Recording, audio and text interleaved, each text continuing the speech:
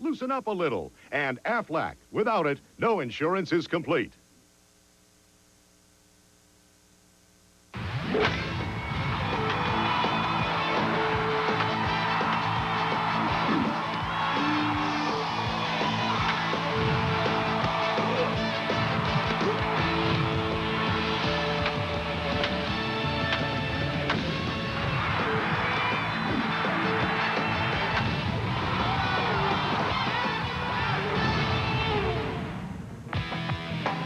Live from Tropicana Field in St. Petersburg, Florida, Nesson presents exclusive coverage of Boston Red Sox baseball. Tonight, the Red Sox take on the Tampa Bay Devil Rays. Hi, everybody. I'm Don Orsillo, and welcome to Red Sox baseball. Tonight, the first of three, the Red Sox and the Tampa Bay Devil Rays. The Red Sox have fared very well against Tampa Bay so far this season. Before, the clubs have met 6 times. 6-0 are the Red Sox. They have a .307 batting average against Tampa, 12 home runs to the Devil Rays, just 1. Team ERA of 1.50. The Red Sox have outscored the Devil Rays 47-10, 27-4 here at Tropicana Field.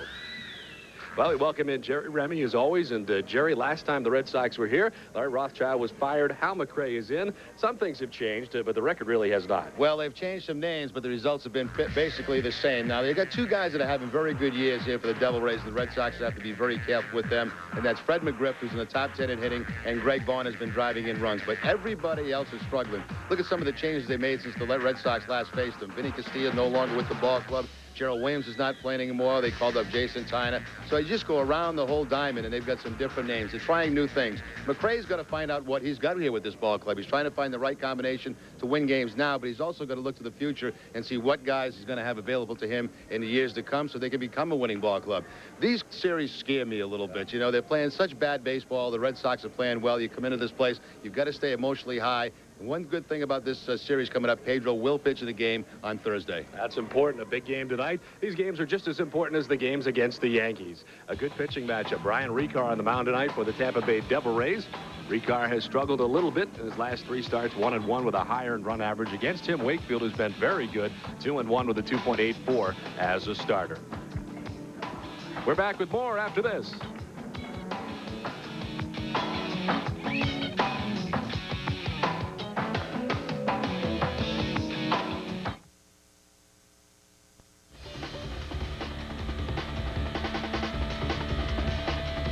For the best in New England auto racing, take time for Race Time, part of Nesson's Motor Block, every Friday afternoon at 4:30. Nesson, celebrating a decade at the desk with a fast rotating sportscast that features New England teams first. Nesson Sports Desk. For 10 years, our sportscast, your schedule, 7 days a week. Classic Nesson games, original Nesson fun. Sunday nights at 7. It's all been done. It's all been done before. It's all been done. It's all been done before. Fan Attic, brought to you in part by Sullivan's Tire and Auto Service.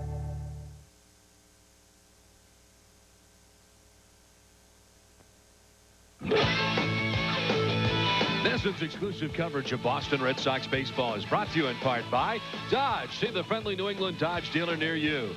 And by Frost Brewed Coors Light, who reminds you the 3 most important words are, hey, beerman. And by Liberty Mutual. It's more than insurance. It's insurance in action. By Mobile, introducing the fastest way to get gas. Mobile Speed Pass. It's free and it's only at Mobile. And by Citizens Bank, not your typical bank. And by Southwest Airlines. Southwest Airlines celebrates 30 years of freedom. 30 years, one mission, low fares. And welcome to St. Petersburg, Florida, everybody, in Tropicana Field as the Red Sox open up a 3-game series against the Tampa Bay Devil Rays. Last time the Red Sox were here, Larry Rothschild was being fired by the Devil Rays management and had been replaced by Hal McRae. And as we highlighted in the pregame, a lot of changes here in terms of the defense under Hal McRae, but unfortunately so far the results have been much the same. The Devil Rays still trying to win, and you see the numbers under Hal McRae, 17 and 37 under Rothschild. 4-10 after what was a tough start, and things have not really improved here. But it does seem that Hal McRae, in his first year of what will be a 3-year deal, is trying some different things. He's brought up several players from the minor leagues in AAA Durham to try them out, really, and it's kind of been trial by fire for a lot of these players thrown right into the mix, and I guess they're trying to figure out what the future of the Devil Rays will be with some of these younger players. Well, that's part of the job for McRae, obviously, here early in the season for him, is to try to determine what kind of talent he's got here at this in this ball club, and what kind of talent he's going to have in the future, who will be keepers for him. As we look at the American League East, the Yankees winning last night in Detroit to run it to a 1.5 games now behind the Red Sox. Baltimore, who, of course, Cal Ripken announced his retirement at the end of the season. They're 8.5 back. Toronto 9 back, and the Tampa Bay Devil Rays only 21 wins on the season, 19.5 games behind the first place Red Sox. And Jimmy Williams talking before the ball game about a lot of different things. One of the things he did cover before the ball game was the shortstop situation. Mike Lansing, the only shortstop right now, but it does appear the Red Sox do have help on the way, with Lou Merlone perhaps to be activated on Thursday, and John Valentin not far from being activated on Friday. Sonny Kim is still with the ball club, so no roster moves or changes before this ball game tonight. Maybe some in the very near future, but by all accounts, Pedro Martinez will go on Thursday. Again, the club has not yet given us an official word. Pedro's word is that he's ready to go, and even said that it would be between 80 and 90 pitches that he would be kept to in that outing in this third game of this 3-game series against the Devil Rays. So Pedro says he's fine, but they're just waiting for official word on Pedro. Well, it certainly sounds like he's going to make the start, according to everything that was said before the game. He had a long toss session again today prior to the game and reported no problems at all with that. You were talking about the shortstop situation, of course, with the Mike Lansing as the only shortstop. In an emergency, I guess they would probably have to go to Shea Hillenbrand to play that position, or possibly even Jose Offerman, who was at the beginning of his career a shortstop. But they hope they don't have to deal with that emergency until they can get somebody here in a couple of days. Mike Lansing has been playing every day, as you might imagine, in this situation. Has done fairly well. Jay Hillenbrand, who has tailed off quite a bit as of late, not in the starting lineup tonight. Chris Steins does get the start at third base. And, of course, Jose Offerman came up in the Dodgers system as a shortstop at one time, but it has been a long time for Jose since he was the Red Sox or anybody's shortstop. And Tim Wakefield getting the start tonight for the Red Sox. Wakefield, then Cone, and then we'll see probably Pedro on Thursday. And these games, they kind of scare you a little bit heading into a series like this. Tampa Bay with nothing to lose. Certainly the Red Sox playing some big teams, taking 2 out of 3 from the Atlanta Braves, and they're certainly geared up for that series to come into this series where they're probably not as pumped up about the Devil Rays as they were the Braves. Well, one thing that helps, they had an off day yesterday here in town, and it gives you time to put the last series behind you and look forward to the upcoming week. And, of course, any team that's playing as poorly as Tampa Bay has played, they scare you, because you figure at one stretch they may get hot. They're coming off a 3-game losing streak to the Marlins, but prior to that, they beat the Phillies 3 straight games. I think at one point they had a 4-game winning streak, as they had 1 against the Mets and then 3 against the Phillies. But it's been an awful long season for the Devil Rays down here in St. Pete. At home, the Devil Rays are 13-21, while on the road 8-26 so far in the season. They've not fared terribly well against their division. And a lot of games coming up against the Red Sox and the Yankees over the next couple of weeks for the Devil Rays. They are 8-20 against the AL East. And as Jerry mentioned, they did sweep the Philadelphia Phillies. And showing some signs of doing a little bit of winning down here for a little while. But Hal McRae, of course, signing a 3-year deal. And this being just part of the first season for him.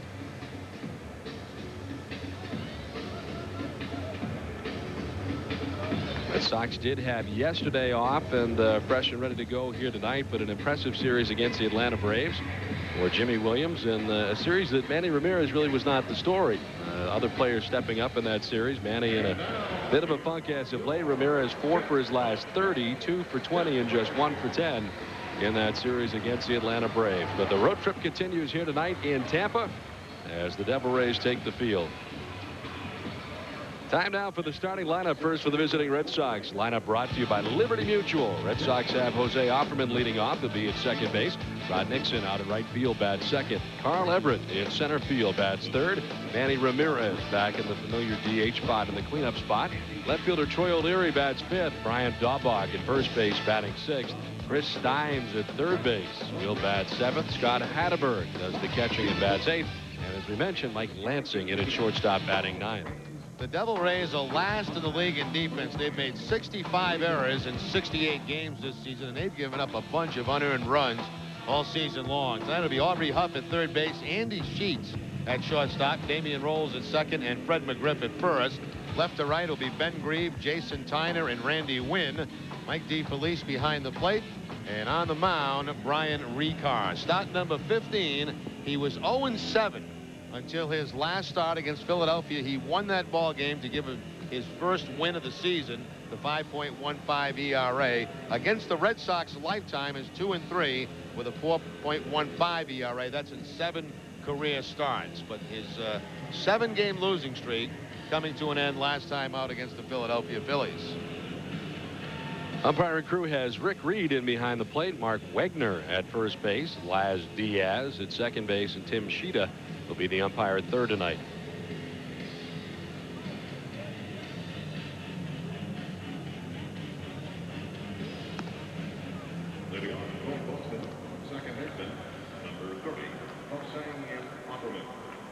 So Jose Offerman will lead it off for the Red Sox against Brian Rekar.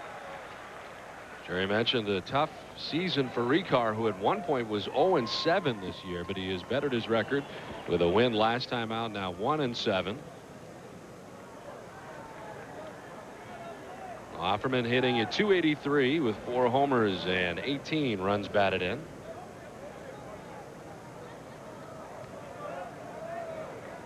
And on the grass at third is Aubrey Huff, and the first pitch of the ball game is up and away, ball 1. Well, major storm making its way through here right before the ball game.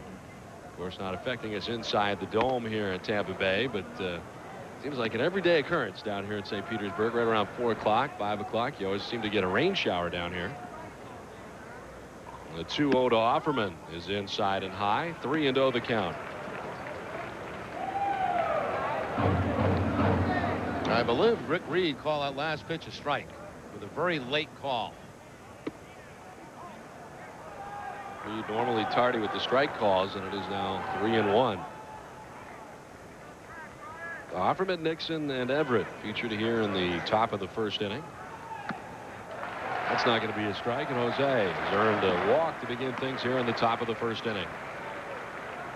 Take a look at tonight's game notes, brought to you by Sullivan Tire. The Red Sox 6-0 this year against the Devil Rays. And they've outscored the Rays 47-10.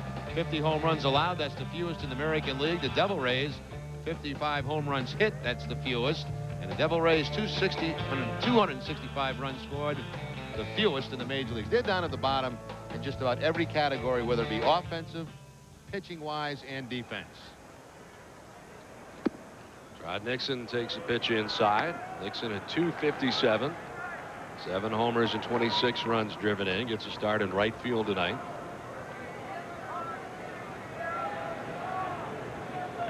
Devil Rays beginning a stretch of 14 straight games against the Yankees or the Red Sox, so they'll really be tested.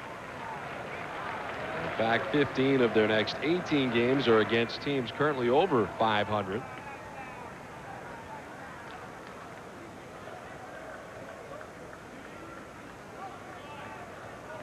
Offerman at first base, being held on by Fred McGriff. The 1-1. In the air down the left field line. Over is Ben Grieve towards the corner. It'll carry him into foul ground, and he won't make the catch. Down by a picnic area down there. Grieve running out of room with that short fencing down the left field line. That's that bullpen party area, they call it, down in left field, and it's not many people down partying tonight. There's more people down the right field line in that Rays bullpen cafe, which is basically the same idea, but on the opposite side of the field.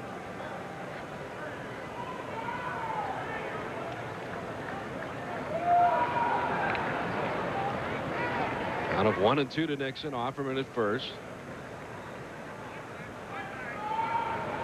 Rekar from the stretch with the 1-2. Swung on and missed, and he struck him out. So a walk and a strikeout to open up the outing tonight for Brian Rekar. 1 down. Strikeout high for Rekar on the season is 7, and he did that in his last outing against the Phillies. He picks up his first of the night on the breaking ball. The slider down and in to Trot Nixon.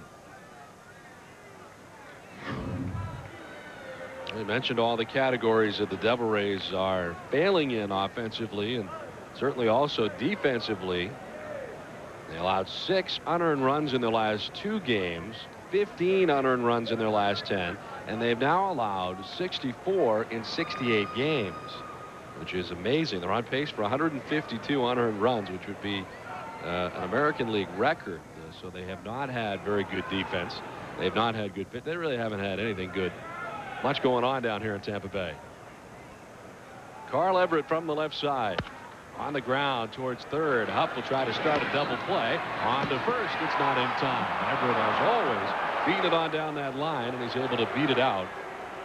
They do retire the lead man and Jose Offerman 5-4 on the force out, and there's 2 down. Well, I'll tell you the difference here is Damian Rolls at second base has some long delivery to first base. I mean, that doesn't look like a second baseman's throw.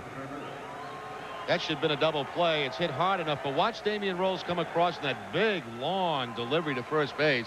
You got to be quicker than that with your hands and throwing to be a second baseman and complete those double plays.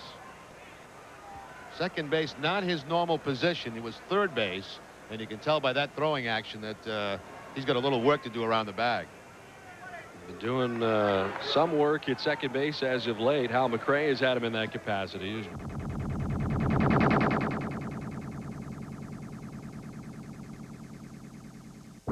Steps in, and he has mentioned has had a tough time as of late. 4 for his last 30, 2 for his last 20, and 1 for 10 in the series against the Atlanta Braves in Atlanta.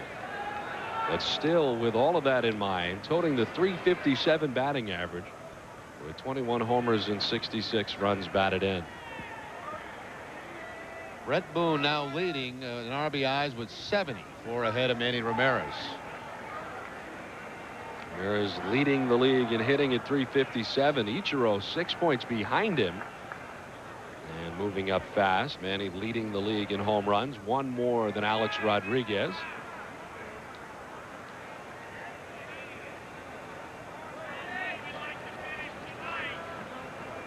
Waiting on the 1-0 from Rekar, working from the stretch. And there for the high strike, and it's 1-1 to Ramirez.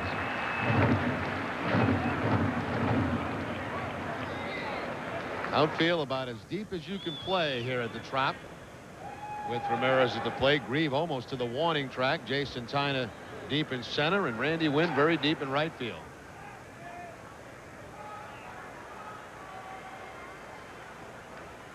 And Rekar is making his team high 15th start of the season.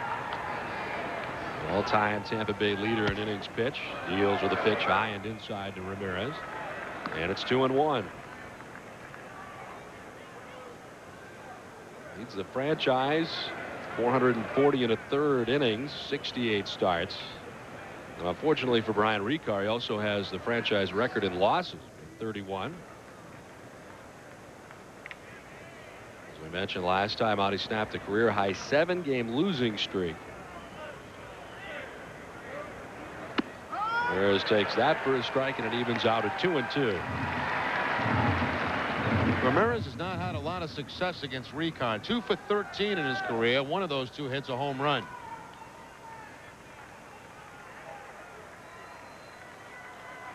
Top of the first inning, Carl Everett at first, 2 down.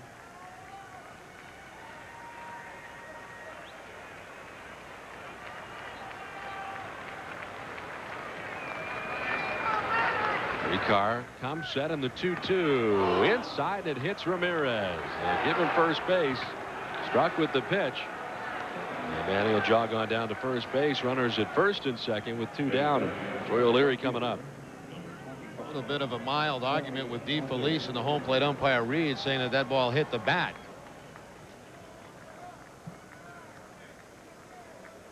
Tried to pitch Ramirez inside through that hole at bat and finally hit him.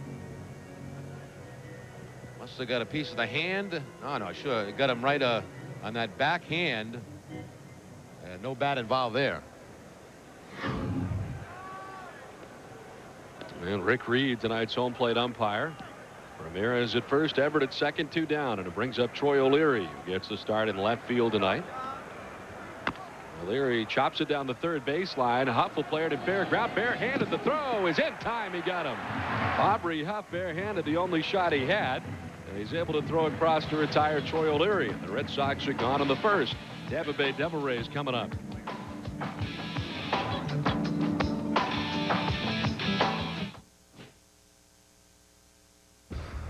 It's time to play ball, and ESPN News on NESN is your major league source for all the action. ESPN News keeps you on top of the stats, trends, and key baseball matchups. NESN is your ticket to ESPN News, and we cover America's pastime without taking all your time. It's a fast and informative trip around the majors every day. For all the homers, no-nos, and spectacular plays, NESN is your ticket to ESPN News. If you want to join this team, you gotta hit the net. Log on to NESN.com and hit the net for an interactive online experience that gets you in the game. Watch NESN and hit the net to answer NESN's Cyber Question of the Week, vote for Star of the Game, and toss a few fastballs at Jerry Remy, in-game and on NESN. And every time you ask Remy, you can win a trip for 2 to next season's spring training. So get in the game and hit the net at NESN.com. Back in St. Petersburg, the Red Sox leave a pair on. Do not score on the top of the first. Devil Rays coming to the plate in the bottom of the first inning. Starting lineup brought to you by Liberty Mutual. Jason Tyner leads it off. The former Met be in center field. Randy Wynn bats second. He's in right field. Greg Vaughn, the designated hitter, bats third. Fred McGriff, first base in the cleanup spot. Former Oakland A, Ben Grieve, be in left field batting fifth. Aubrey Huff at third base bats sixth. Mike DeFelice does the catching. Andy Sheets, former Red Sox shortstop, plays at short tonight for the Devil Rays. Bats eighth, and Damian Rolls at second base bats ninth. The Red Sox have dropped to ninth in the league in defense. They've made 47 errors in their 67 games. It'll be Chris Steins at third base, Mike Lansing the shortstop, Jose Offerman at second, and Brian Daubach at first. Left to right, O'Leary, Everett, and Nixon. Scott Hatterberg behind the plate, and on the mound, right-hander Tim Wakefield. Wakefield makes his 6th start, his 20th appearance overall. The record of 4-1, and that loss coming last time out against the Florida Marlins. In that ball game, he worked 6 innings. He gave up a season-high 9 hits and 3 earned runs. He did have 6 strikeouts, but the Red Sox lost that game 4-2. He is 1-1 in his career against the Tampa Bay Devil Rays. Jason Tyner leads it off for the Devil Rays here in the bottom of the first inning. The center fielder takes the first one for a strike. This is one of the moves that Hal McRae has made as of late. Gerald Williams, who, of course, you'll remember as part of the altercation last year with Pedro and the Red Sox, has not been playing. He's not been shipped out. He's just kind of been benched, along with some of the other veterans, in lieu of the rookies who have been brought up from Durham, the AAA ball club for the Devil Rays. Grounded back past the mound. Lansing around the bag at second. Sidearmed and in time to first. And Jason Tyner's out number 1 in the bottom of the first inning. Yeah, a couple of players that have gotten the doghouse. Certainly Gerald Williams, and there's some talk that he may be released very shortly. John Flaherty has lost his catching position to Mike DeFelice. Nice play by Lansing here. You have to hurry, because one thing for Jason Tyner, he's got excellent speed down that first base line. So Mike Lansing has shown some nice range as of late. 1 down, Randy Wynn, the right fielder, takes a pitch up and away. Last time we were here, Vinny Castilla was in Larry Rothschild's doghouse. And after Larry Rothschild was fired, Hal McRae put him right back at third base. Well, not all that long after that, he got into Hal McRae's doghouse and was actually released by the ball club. Vinny Castilla, one of the big free agent signings here over the last couple of years for Tampa Bay, and now doing his work with the Houston Astros. A 1-1 to win is low and inside. Randy Wynn getting the starts in right field as Guillen. Jose Guillen has been on the disabled list and then went to make a rehab stint and got caught with a corked bat. Can you imagine how stupid is that? He's down in rehab and he's got a corked bat. Oh my goodness! What's is he trying to impress the the A-ball players or whatever, wherever he was? That has to be one of the strangest things I've ever heard. That could be the dumbest thing I've ever heard. Well, not the dumbest. There's been plenty of that in Yeah. baseball, but that's pretty dumb. The 3-1 pitch is in there for a strike. Caulking his bat in a rehab assignment. In the minor leagues. Yeah.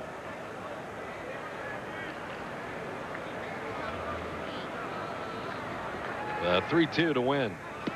In there for a called third strike. First strikeout for Tim Wakefield. And there's 2 down in the bottom of the first inning. Wynn didn't quite agree with this call. It looked like it might have been a little bit low, especially the way that Hatterberg caught that ball. It's the knuckleball from Wakefield, and the bottom just falls out. And look where it's caught by Hatterberg. That's what Wynn is seeing. But when it went by him, it looked like it was by the knees. That's so important with Tim Wakefield. It may end up down on the ground, but that's where it comes across that plate. 2 down, Greg Vaughn, the designated hitter, 263 with 17 homers and 48 runs driven in.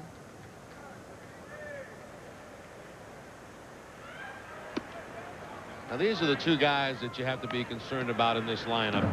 Vaughn, who's got home run power. He's driven in 48 runs, 17 home runs. And McGriff, who hits next, has been one of the hottest hitters in baseball through the month of June.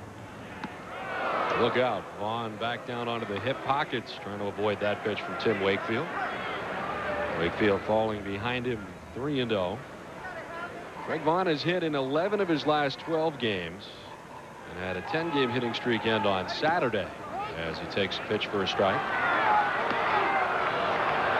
He has been productive, which is not a recurring theme right now in this Tampa Bay ball club. 15 runs batted in the last 11 games for Greg Vaughn.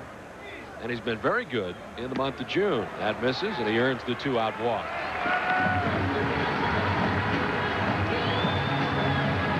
And the first walk relinquished by Tim Wakefield.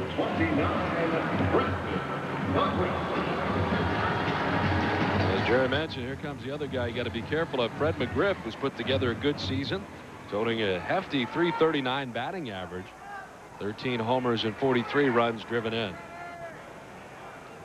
The only guy that's hit better than McGriff in the month of June is Bertie Williams. Williams at .470, McGriff at .439. Popped up. Third baseman Chris Steins is there over towards the shortstop side. McGriff is gone. So are the Devil Rays in the bottom of the first. They leave a man through 1, no score.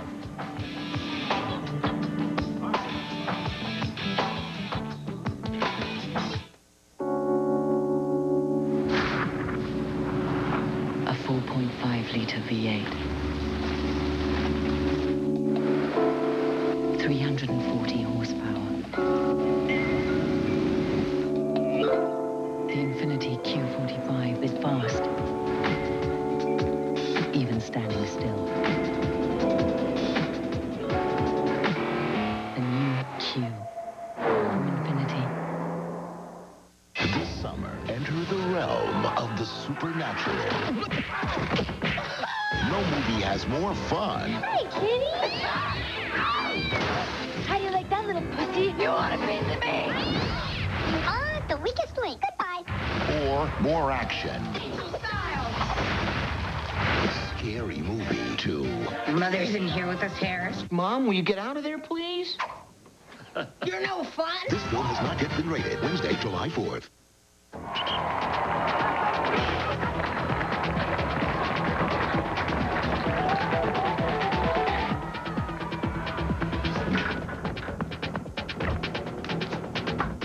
Speed Pass from Mobile.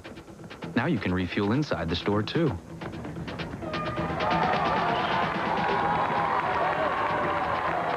It's another way Mobile keeps you ahead.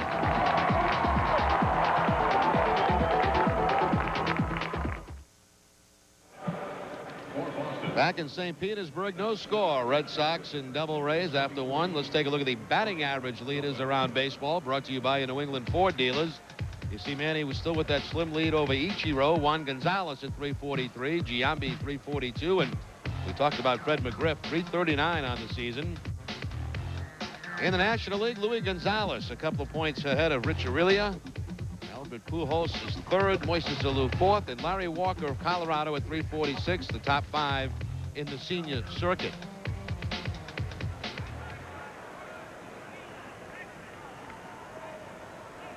Brian Daubach leads it off as we head to the second inning.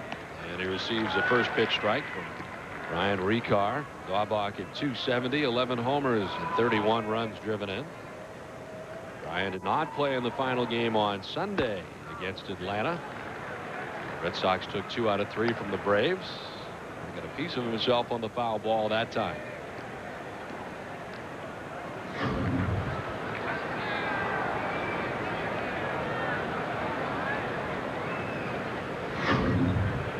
Saturday had his 8-game hitting streak snap. Highest streak of the year for him. He hit 353 during the 8-game stretch. Actually tied his career high back in 1999. The 0-2 on the way. Inside, 1-2. Good pitching by Rekar. He went right back after that toe of Daubach. He just followed off the foot to a breaking ball down and in. Ryan, who faces a right-hander tonight, has hit 10 of his 11 home runs on right-handed pitching. Well, most of his starts certainly coming against right-handers. Hits it to right but missed it. Randy Wynn back there shy of the track. And there's one down. Don't forget to hit the net at NESN.com to ask Jerry Remy questions and to vote for the player of the game. Every time you ask Jerry a question, you'll automatically be entered to win a trip to next year's Red Sox spring training in Fort Myers, Florida. So hit the net at NESN.com.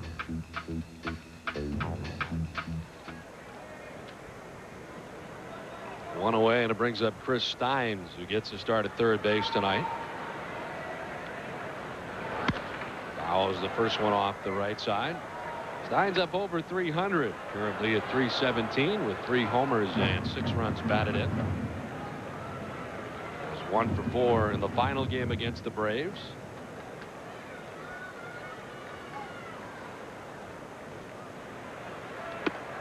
Gets out of the way of that one, and it evens up at 1-1 to Steins. 5 for 12 on the road trip and a 417 clip. That was the 3 games against the Braves. Lines it foul down the left field line, back into the seats. Well, the ball club had yesterday off in beautiful St. Petersburg, Florida, where it has been pretty warm the last couple days. And rejuvenated, ready for this series tonight with the Tampa Bay Devil Rays. And a strikeout for Rekar. He struck out Nixon in the first. His second K is of Chris Steins, 2 down. Now, we saw that happen up in that series in Atlanta where they basically stayed away from Chris Steins, and here again with 2 strikes, down and away to pick up the strikeout. Showing him pitches inside but trying to get him out away. 2 down here in the second inning, and it brings up Scott Hatteberg, the catcher for the Red Sox. Hatteberg at 149 with a home run, 7 runs batted in.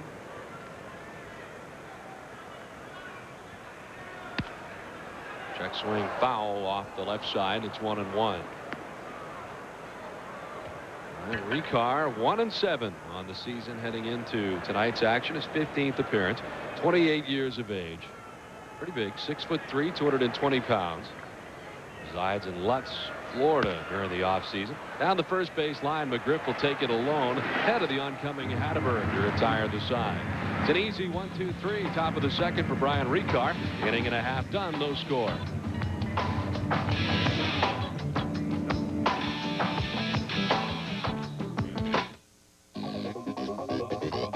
Controversial gene research has led scientists to unlock the secrets of DNA.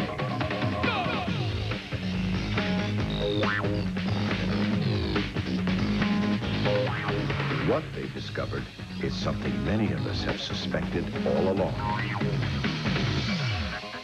This is the mother of all trucks.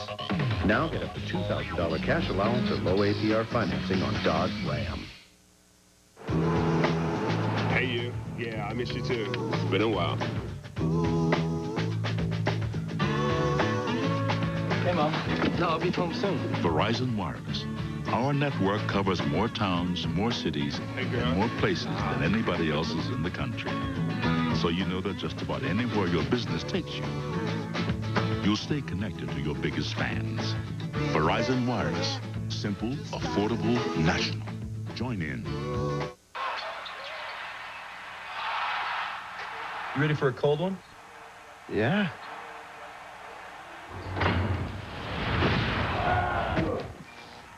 Is that cold enough for you? It's cold. It's not Coors Light. Brewed at the edge of freezing to lock in that Rocky Mountain cold taste. Coors Light. Ah, tasty. Who ate all the cheese curls? It's ridiculous.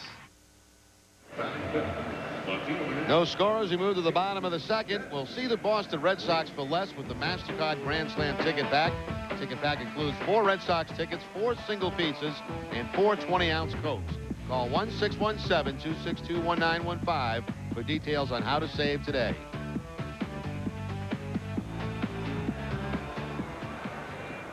Last of the second inning back in St. Petersburg. Ben Grieve leads it off. The big swing and a miss. And Grieve at 244 homers and 29 runs driven in.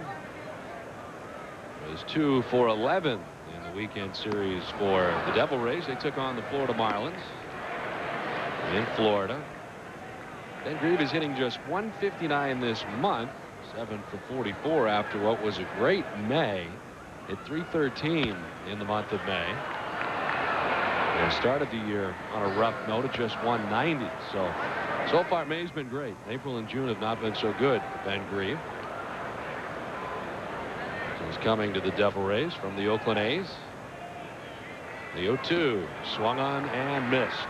Second strikeout for Tim Wakefield. 1 down in the second inning. What's amazing is everybody the Devil Rays bring in to help offensively. Vinny Castilla, Canseco, Grieve. None of them helped. It's been unbelievable. They've had no luck at all trying to get some people to help their offense. Grieve has really struggled with the exception of the 1 month last month, but it's back into a struggle here in June. Aubrey Huff, one of the guys who came up and really bumped Vinny Castilla out of here. A big prospect for them at AAA, getting his first chance to play on a regular basis in the major leagues now. Huff hitting at 236 with the 2 homers and the 8 runs batted in. Jams in, but he lifts it in the air to right center field. Trot Nixon over, so is Everett. Nixon calling, and he'll make the catch. 2 down. Everett alongside for good measure. About 2 feet to his right. And Nixon makes the catch. Huff is gone. 2 down. It does appear that whatever they have done, and they've now tried a couple of different theories, that nothing has really worked. I think they've gone about it the wrong way right from the beginning. They got tricked the first year here into thinking that they had some pretty good pitching, and they did the first year. So now they go out and they sign a bunch of old veteran players to try to help the offense. None of that worked. They became an old team in a hurry. So they've never really had a plan on, how to go about being an expansion team. It's like they wanted to come in and be competitive right away. That blew up in their face. You mentioned they went out and got the Vinny Castillas of the world, the Jose Cansecos, and it seemed like they were going to be a tremendous power threat. And that blew up in their face. Most of the guys that they brought in with that in mind spent the majority of the year on the DL that year. And of course the managerial change with Hal McRae now here. It does appear that they are now going to take a look at some of their youngsters, as we have seen here, true to form in their lineup tonight and as of late. DeFelice, the hitter, and he fouls it back to the backstop. Down 0-2. DeFelice has taken over the catching job from John Flaherty. Flaherty was doing all the catching at the beginning of the season. He has been benched. There's some question about how he calls a game. DeFelice has been in there 16 of the last 20 games, hitting at 235 during that time, since he's really become the everyday catcher, and he strikes out. Third strikeout for Tim Wakefield. Down in order go the Devil Rays in the bottom of the second inning through 2 from St. Pete. No score.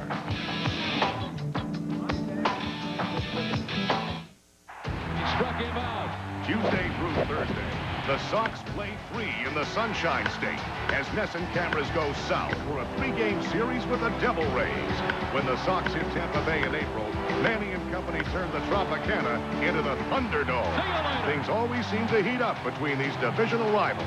So stay tuned to Nesson, and you won't miss a game. Coverage begins each day at 6:30 with Red Sox Digest. And then it's 3 days straight in Tampa Bay. Dad, Timmy hit a home run. Great. Put the little slugger on. Hello? I hear you got a big hit today, Timmy. I sure did, Grampy. I won the game. Sure wish I could have been there. I did too. Because that's what it said on my birthday and at Christmas when my baby sister was born and on Halloween. You are now free to move about the country. Want more from a sport utility? Test drive the all-wheel drive Subaru Outback. More ground clearance than a Ford Explorer Sport. More cargo space than a Jeep Cherokee. More miles per gallon than any leading midsize SUV. Add a smooth car-like ride and you have a sport utility with a whole lot more. Outback, the world's first sport utility wagon. Get $750 cash back on all 2001 Legacy and Legacy Outback models. Plenty of zeros so far from the Trop. Well, the Pedro Martinez story, a 1-hour front row special, is coming up here on Nesson after the game. What is it like in Pedro's hometown in the Dominican? What do other players think of Pedro? He is the best pitcher in baseball, and this is the best look at his life story. It's the Pedro Martinez story, a 1-hour front row special tonight after the game only on Nesson. Top of the 3rd inning back at Tropicana Field. 4 in a row retired by Brian Rekar, the right-handed starter for the Devil Rays. Mike Lansing, Jose Offerman, and Trot Nixon to face Rekar here in the 3rd inning. That's going to take the first one low.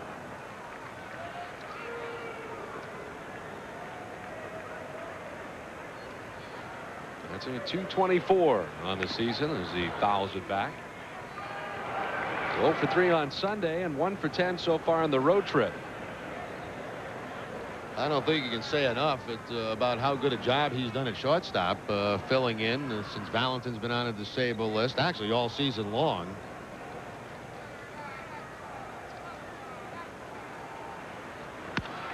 Fouls it off the right side. I mean, one of the big concerns, obviously, without Nomar was how badly the Red Sox would be hurt at shortstop defensively. And actually, the guys that have done some playing there have done a very good job. So that has been a huge plus for the Red Sox in the absence of one of the game's best players. 1-2 chopped to 3rd. Aubrey Huff even up with the bag. The high throw, but McGriff is tall. And there's one down. 5-3 on the putout. It is now 5 in a row retired by Brian Rekar. Time to hit the net.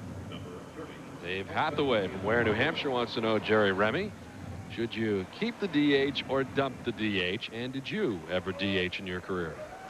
I think I might have DH'd a couple of times in my career. I don't know why. Maybe everybody else was, I don't know, sick or something. But I think I might have had 2 or 3 starts at DH. I've always liked it. I'd like to see it kept in baseball.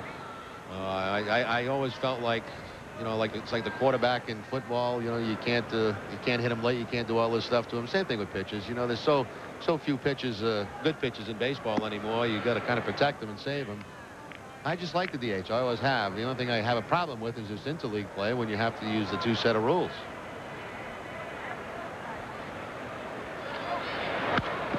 Foul back below us, and it's now 2-1. I'm not one that finds the pitcher hitting all that exciting. I just don't. I mean, it's either an out or a sacrifice generally, and it does create more moves you have to make through the course of a game. You do keep more people on your team involved.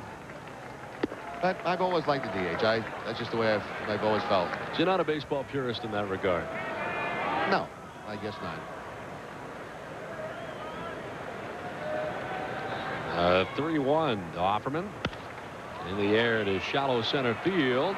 Tyner coming in. Out goes Sheets, and with his back to the plate over the shoulder. The shortstop makes the catch. The inning's second out. I don't understand what Jason Tyner was doing. Here's a guy that's got great speed, and he's certainly has priority over the infielders. You got to call off those infielders. It's a much easier play for the center fielder. It's almost like he let Sheets call him off the ball. Young players sometimes are afraid to be too aggressive and make those calls, but you better start because they're much easier plays. 2 down in the 3rd inning. Trot Nixon, the strikeout victim his first time, 1 of 2 Ks for Brian Rekar as Nixon takes a look at strike 1. Career against Rekar, .417 for Nixon and 12 at bats, including a home run.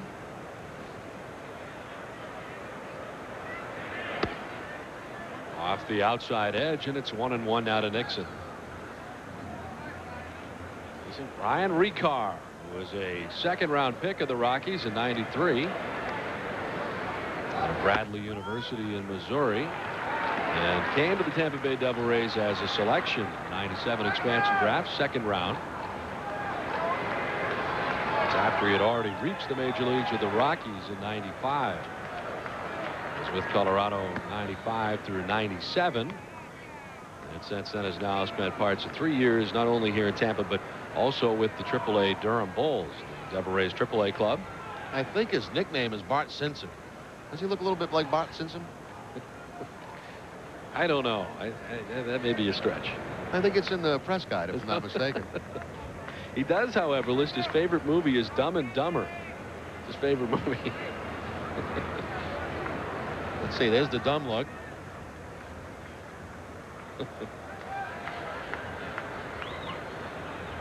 Nixon felt he was taking too much time, and he backs out. Check that press guy when you get a chance. I'm quite sure. I don't know if it's this year or last year it was in there.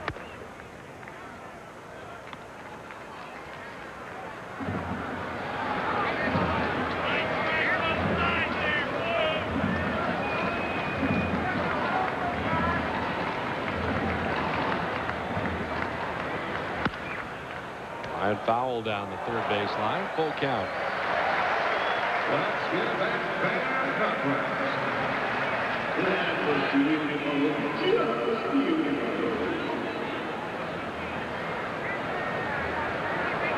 That doesn't say anything about Bart Simpson. Okay, we'll have to go back a couple of years in there, press guys.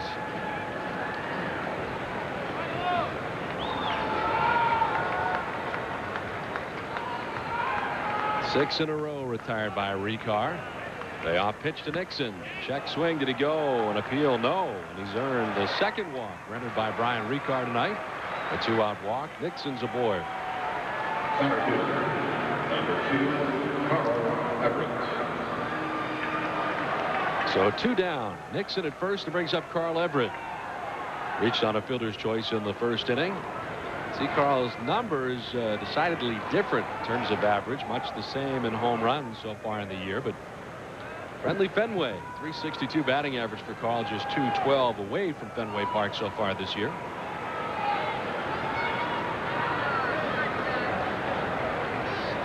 Rekar from the stretch with the first pitch to strike. Everett bats now. If he can continue the inning, Manny Ramirez would be next on deck.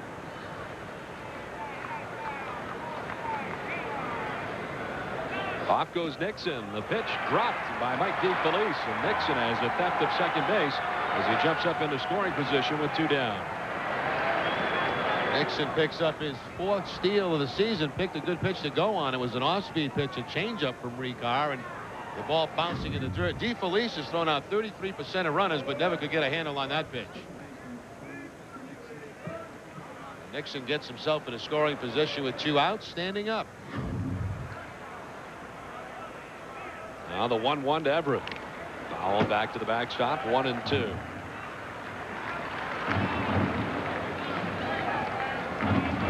We're talking about the home and road numbers for Carl Everett. The right and left numbers are much the same as well, with a big difference between the two. .328 from the left side, which he's currently hitting at. .213 from the right side. Now the 1-2 from Rekar. Struck him out to end the inning. Big strikeout for Rekar. His 3rd of the night, and ends the inning for the Red Sox. Done with 2.5 from St. Pete. Still a scoreless affair.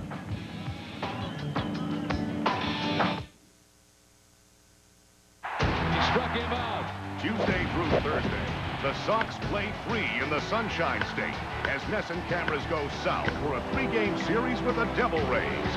When the Sox hit Tampa Bay in April, Manny and company turned the Tropicana into the Thunderdome. Things always seem to heat up between these divisional rivals.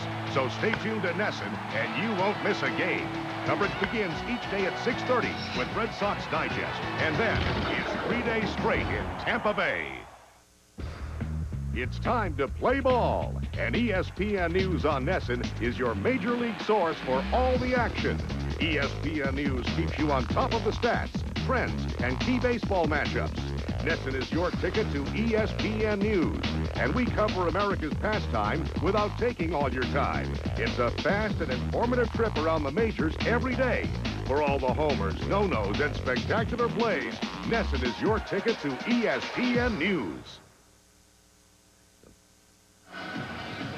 No score as we move to the bottom of the third. Come to friendly Fenway on Tuesday, June 26th, when the Red Sox take on the Tampa Bay Devil Rays.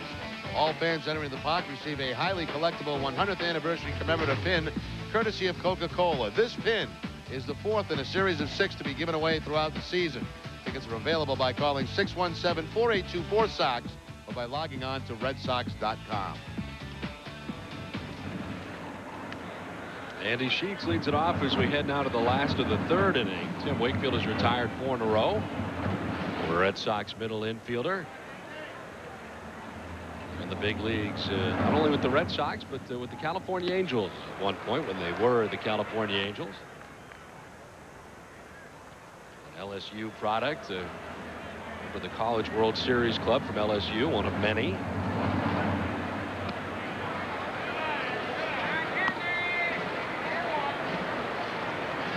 Andy Sheets at .228 with a home run and 7 runs batted in so far.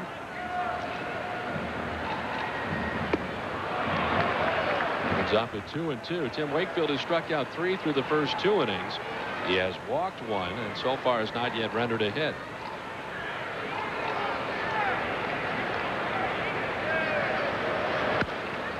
Hold off the right side. Andy Sheets has really kind of benefited from this jumble that has been going on here in Tampa Bay, and was called up from the Durham polls on May 16th. He's seen a considerable amount of playing time.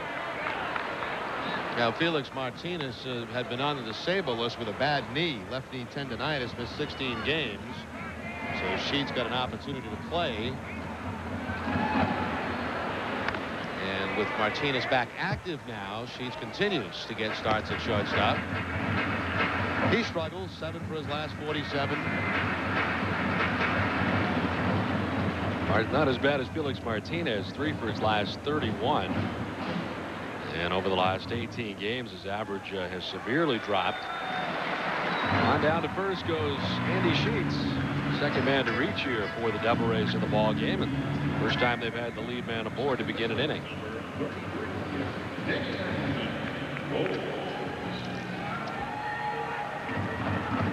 Brings up Damian Rolls, who hits at .292 with a home run, 9 runs batted in, number 9 hitter, and second baseman for the Devil Rays. Sheets takes off on the first pitch, grounded hard to third. Steins has no chance. The runner in motion gets the out of Rolls at first base, but with Sheets taking off, he had no chance at second, even though it was hit pretty sharply. Well, apparently Hal McRae wants to run anytime he gets a base runner against Wakefield, which is not uncommon, obviously, against a knuckleball pitcher. That time it keeps him out of a double play.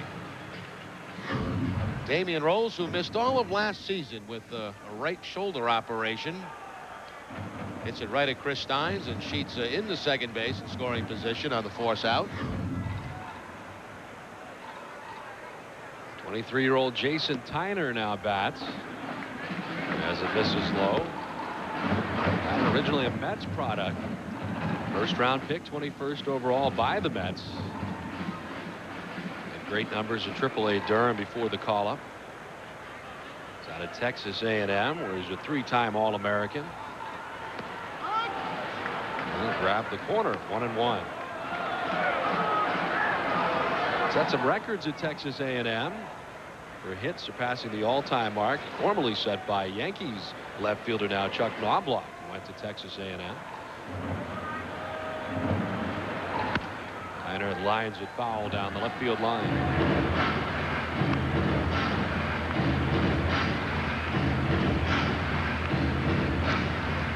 Here 9 games since his recall from Durham, starting 5 of the last 7 games. Andy Sheets gets his lead off second, 1 down, bottom of the 3rd inning, and line to right. Nixon coming in and trying to make the catch. Sheets not able to advance, and there's 2 down in the bottom of the 3rd inning. Al McRae was talking about Tyner, saying that he's one of the guys that has kind of surprised him. He didn't think he was much of a player when he saw him in spring training, and then since being recalled to the major league team, he seems to have grown up quite a bit, and has kind of impressed McRae, and now he's getting the playing time out there in the outfield. That's kind of unusual, isn't it? It seems like a lot of times managers will label a guy, and sometimes they never get out from underneath that label. But you know, at that time, McRae was a coach, and now all of a sudden he's a manager, so you see things differently as a manager. And apparently he saw some improvement. He didn't pay much attention to him in spring training, but now he's running the ship, and these guys produce for him, and he feels like Tyner can be one of those guys. Randy Wynn swinging and missing at the first offering. I'm sure he was sitting there with many of his own opinions during spring training and the beginning of the year as a coach. You're watching things going day to day. It's not like you're totally foreign to the organization. You are able to hire a coach as a manager, as the Devil Rays did here. The 0-1 to Randy Wynn. In the air to left center field. Everett heading back. Got a beat on it, carries him further, and he has to run a little bit harder at the end, but Everett brings it in to retire the side. Good running play by Carl Everett, center, and the Devil Rays will leave a man in scoring position. Through 3, no score.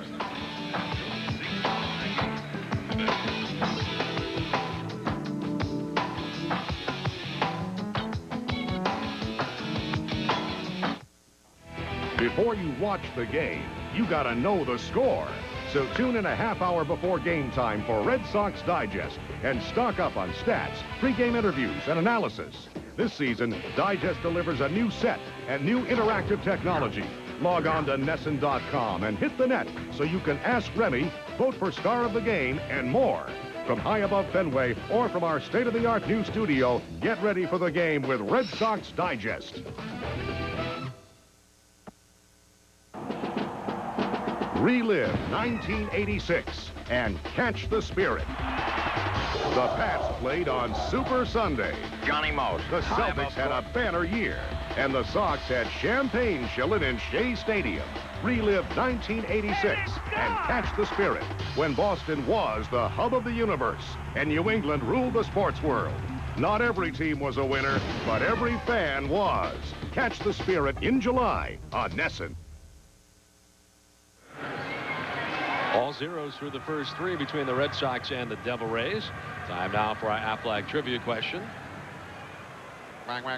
So disappointed I left Arnie the Duck back at Fenway Park. Anyway, what 4 pitchers have over 1,000 career strikeouts with the Red Sox? I have the answer for you in the next half inning. Not sure the Aflac Duck's name is really Arnie, but that's what I've named him. As Manny Ramirez swings and misses at the first pitch from Brian Rekar to open up the top of the 4th inning. Rekar has not allowed a hit through the first 3 innings. He has struck out 3, walked 2, and hit a batter.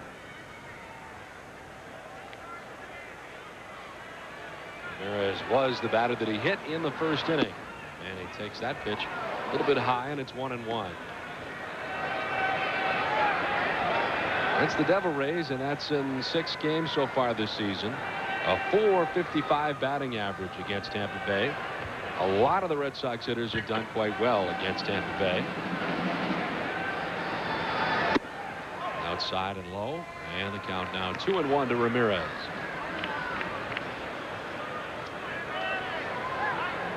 I kept hearing that the one pitcher, when a lot of these players on this team became available, was Albie Lopez, that everybody might be interested in, but he too is in a major funk. Now just 3-9 on the year, but it's not so much the record because of the ball club he plays on, but the earned run average at 5.59 for Albie Lopez. He was injured a while, but he too has fallen into the Tampa Bay Devil Rays funk as of late.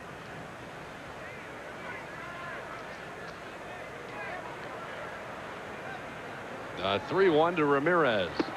This is low, and Manny's aboard. Third walk given up by Brian Rekar. And Lisa Travis from Weymouth, Massachusetts. Jerry wants to know if and when Stefano of Days of Our Lives leaves, and I've been told that he is gone. He's toast. He left today. He's yesterday. out. Yeah, gone. Bahamas. If the job was available for you to become Stefano or that same sort of spot on Days of Our Lives, would you leave your current position and jump onto the soap? Well, I'd have to do some serious thinking about it. I wouldn't leave, but I get all winter off, and I could play, you know, a character out there in just the off season. Stefano's shoes would be awful tough to walk into. This is one of the biggest dirt balls to ever hit, you know, daytime television. And of course, knowing, you know, how I am, I'm one of the nicest guys you've ever met. Absolutely. So it'd be tough to go into that character.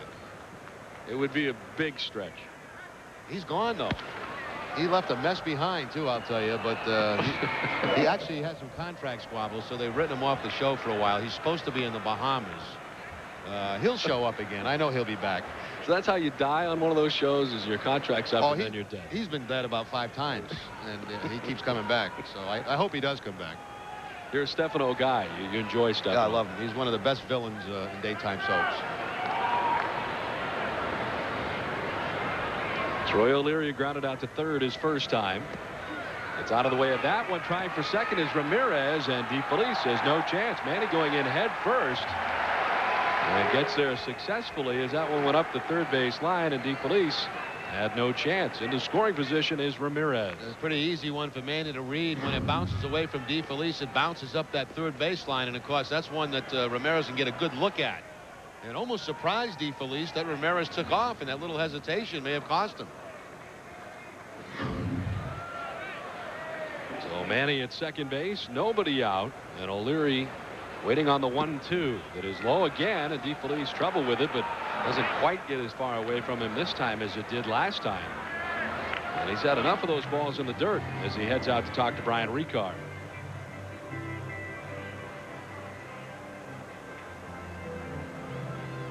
They have charged a wild pitch on the ball that allowed Manny Ramirez to reach second base.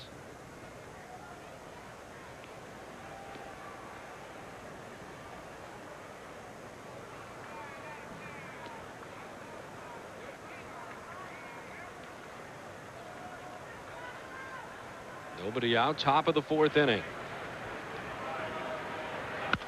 O'Leary pops it up foul off the left side, back and out of play. Now the 68th game of the year for the Red Sox. They come in at 13 games over 500. 40-27 on the year, and a game-and-a-half lead over the Yankees. The Yankees were busy beating up the Tigers last night. That's the reason for the half a game right now at the Red Sox idle yesterday. How about Roger Clemens? 9-1 on the season. Wow. Yankees have certainly needed it with the way the rotation has been. McGriff will need the pitcher in Rekar, and they're able to retire O'Leary, but on the ground ball to the right side easily to third goes Ramirez with now one down. Well, you don't like to make outs, but at least that's a productive out for Troy O'Leary, pulling the ball on the right side and allowing Ramirez to get to third base with less than 2 outs. Just a little tap down that first base line, but good enough to advance Manny Ramirez. Crime Dog looked like he could have taken that one himself, but felt like if the pitcher was going to make his way over there, he might as well give him the ball. Now the infield pulled in here early in the ball game for the Devil Rays. Daubach, who always seems to enjoy playing the Devil Rays down here in Tampa Bay. In on the left side, fly deep to right his first time. Infield in all the way around. Ramirez with the lead off third. Daubach chops it. Foul down that first base line.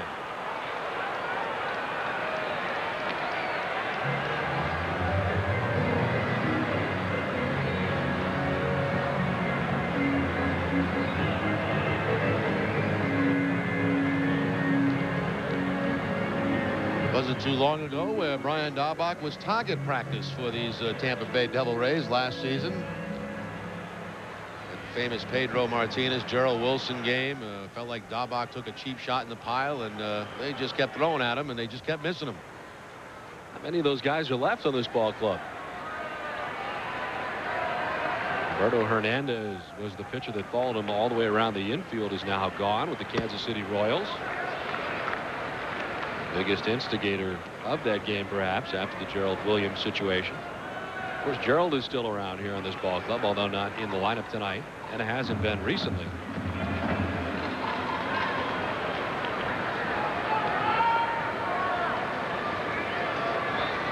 Manny Ramirez at third base with one out. Walked. A wild pitch got him to second. Ground out to third. 1-1 is hit high in the air, up by the roof. And over to his left is Wynn towards the line, and the ball is not going to come down. They will award second base to Daubach. It gets hung up in the ceiling, and now it drops in fair ground. And the runners are running. Ramirez will score from third, and they got to fix this. Ball was up in the rafters for what seemed to be a couple of seconds, then fell down in fair ground. At third is Daubach as Ramirez scores. I think it's going to probably end up as a double for Daubach, and the run will score. Now, there are a number of catwalks here. There are 3 or 4 of them. The last 2, if it hits those 2, it's a home run. But the one that this one hits is going to be a ground rule double. It's that second one you see coming out where the light is right there. That's the one that it hit, and it hit in fair territory and got stuck up there. So that's going to be a ground rule double, and that'll score the run. The last 2, if it hits in fair territory, are home runs.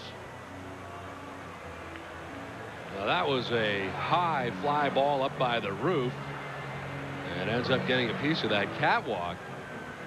So they do give him second base. It is the first hit tonight off Brian Rekar in the ball game, and it drives in a run at the same time.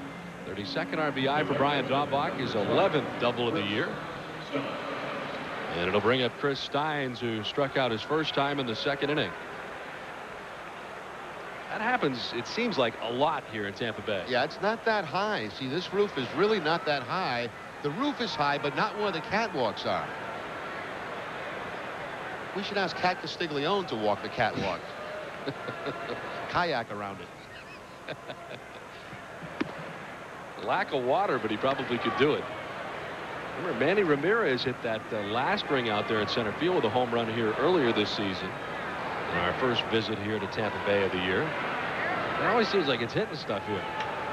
Morgan Burkhardt last year hit one that ended up being a double that probably would have been gone, but hit the roof up top. Is going to get away from deep release, and Daubach will scramble to third easily.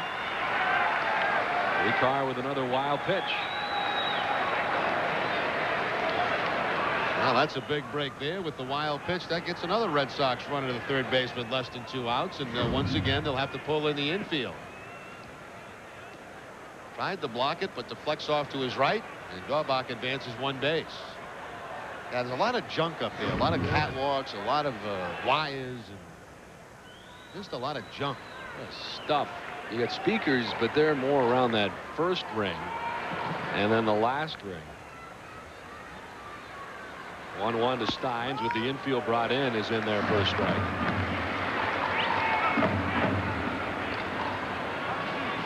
Steins with runners in scoring position at 294. I don't think there's nearly as much stuff in the roof in Minnesota as there is here. No. They even have catwalk stats here that they list in the media guide as the 1-2 is low and outside. It's become such a part of playing here in Tampa Bay that there are many catwalk statistics, like who hits the first ring, the second ring, and the third ring. And it is a regular occurrence here in Tampa Bay.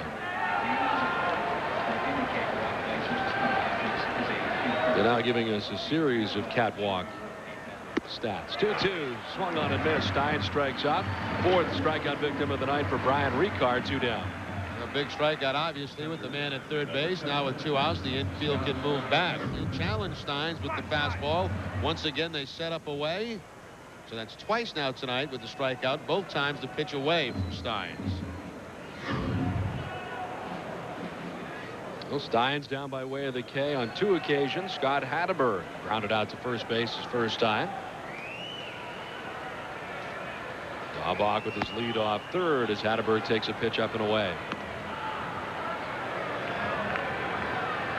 Doug Mirabelli, that's close. Doug Mirabelli got the start on Sunday against Atlanta, so Scott had the day off. So 0 for 3 in the Atlanta series. On the ground right side, Damian Rolls will pick it up and throw. Atterberg out. Red Sox are retired. They get a run in the 4th inning at the end of 3.5. Boston 1, Tampa Bay nothing.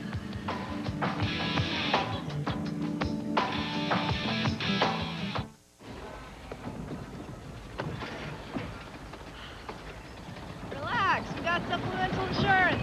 What are you talking about? If we get injured and miss work, we're covered for things like lost pay and other expenses with this. With what? Plus, they pay you cash. Great, huh? Who does? Aflac. Without it, no insurance is complete.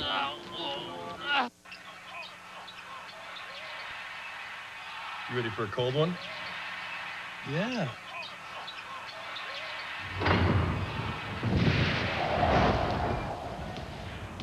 Is that cold enough for you? It's cold. It's not Coors Light.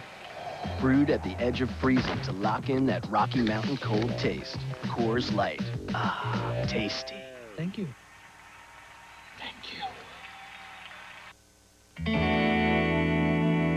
Dodge Dakota Quad Cab comes with a nice big bed and big back doors that lead to a great big cab for putting things you don't want outside, inside, and vice versa. Inside, outside, inside, outside, inside, outside, inside. Oops, that's better. Outside.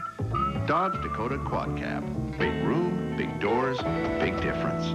Now get a $2,000 cash allowance or low 0.9 financing on Dodge Dakota.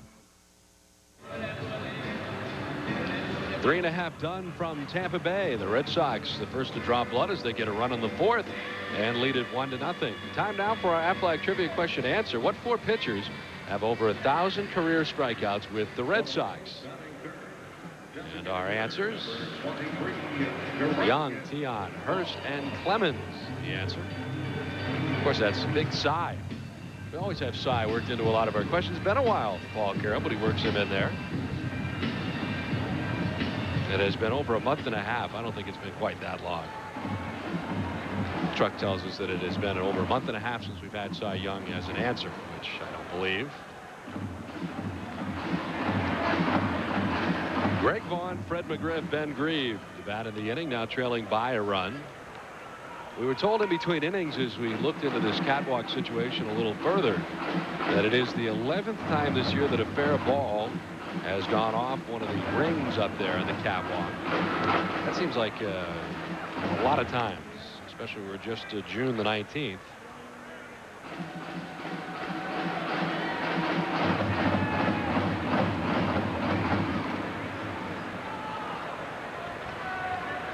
The 1-1.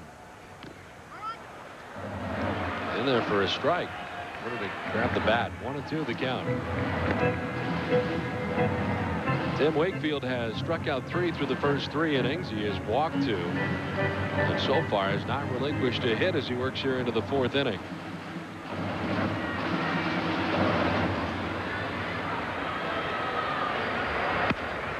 Popped up off first. Foul ground for Daubach. Beyond the first base coach's box. Makes the catch and there's 1 down. Greg Vaughn is retired. And it'll bring up Fred McGriff.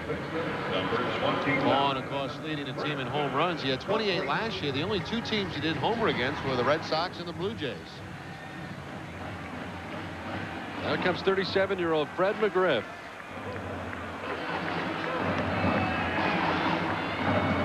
And Fred continues to roll along. The Marlins have not had a terribly good year, but of course leading the Devil Rays this year. 339 coming in.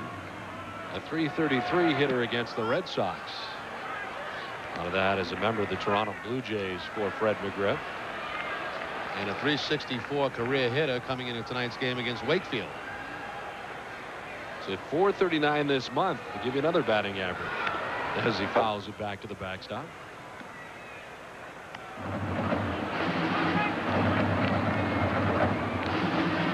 He has hit the Red Sox better than any other AL opponent at 333 over the course of his career. The 0-2 fouled off the left side.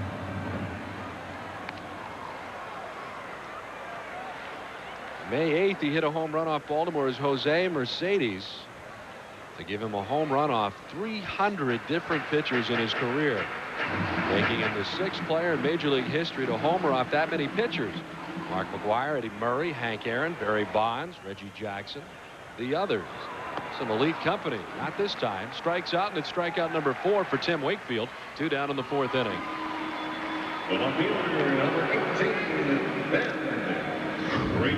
Looks like he gets the curveball here to be chased by Fred McGriff. Yep, the curveball down and away. Again, as we mentioned, Wakefield this year, many more curveballs. And also some fastballs, although not too many fastballs in the game tonight. Basically, knuckleball, curveball. 5 in a row retired by Tim Wakefield. Ben Grieve was a strikeout victim his first time. Swings and lifts it in the air to left. Troy O'Leary ranging back shy of the track will bring it in to retire the Devil Rays in order in the 4th. Through 4, Wakefield has not yet given up a hit. The Red Sox have a 1-0 lead.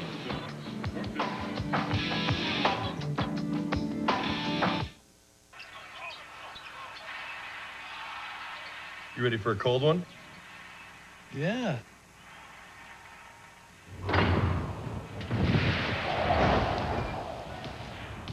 Is it cold enough for you? It's cold. It's not Coors Light. Brewed at the edge of freezing to lock in that Rocky Mountain cold taste. Coors Light. Ah, tasty. Tasty. I call this my 2-fingered knuckle curve. It's unhittable. I call this my procrastinator.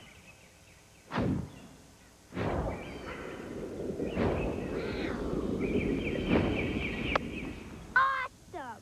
My dad taught me that. When he was coaching, no buying tires. For the best deal on Goodyear tires and auto service, come into Sullivan Tire. NESN's exclusive coverage of Boston Red Sox baseball is brought to you in part by Chrysler, your local Chrysler dealer. By Aflac. Without it, no insurance is complete. By Applebee's. Hurry in today for Applebee's Steak Trio event featuring America's #1 selling sirloin at all New England Applebee's. By Heineken. It's all about the beer. Heineken. And by Subaru, the beauty of all-wheel drive.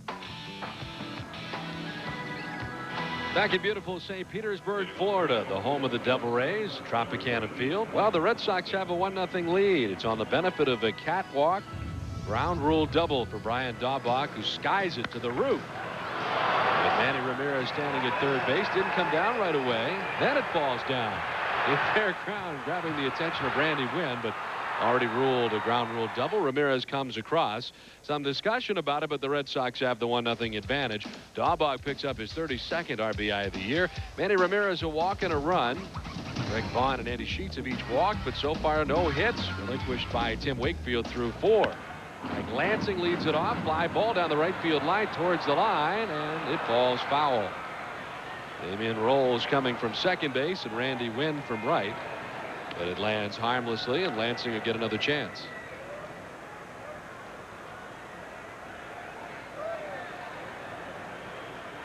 Lansing grounded out to third base his first time, 0 for 1 tonight. While Wakefield has given up no hits, Brian Rekar, despite walking 3 and hitting a batter, has allowed just 1 hit. That was the hit by Daubach. This is stroked pretty well to center field. Tyner heading back. Has it in his sights, and there's 1 down. Jose Offerman coming up with 1 away here in the 5th inning. Now St. Petersburg, a lot to do down here, and of course Jerry Remy had the entire day off yesterday, so I'm sure it was a fun-filled day of events and sightseeing and seeing St. Petersburg. You are wrong, partner. I did absolutely nothing. I had a little workout, watched a lot of TV, went out to dinner with the NESN crew. But I understand that you went kayaking and also had a very rigorous game of miniature golf. I am the Tiger Woods of miniature golf. I hear you didn't win a hole. I actually wanted the first couple of holes, but somehow lost my concentration on the back 9 of the miniature golf course, and that's where my game came apart. Was it through the windmill, or? It was the house and the clown that threw me off. The house is always an issue because even if you get it through the bottom of the house, there's sometimes an obstruction under there. And then you lose a stroke, and that's where the concentration went out. And the clown moves. This is what I got to deal with. People playing miniature golf on days off. The 1-2 is fouled off the left side. That hangs at 1 and 2.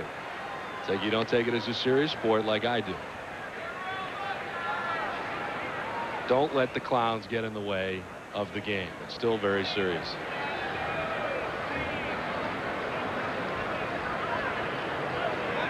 What else did our guys do yesterday? We did some kayaking off the pier that we saw earlier in the ball game. What about last night? Anybody do anything last night after dinner? They did, no.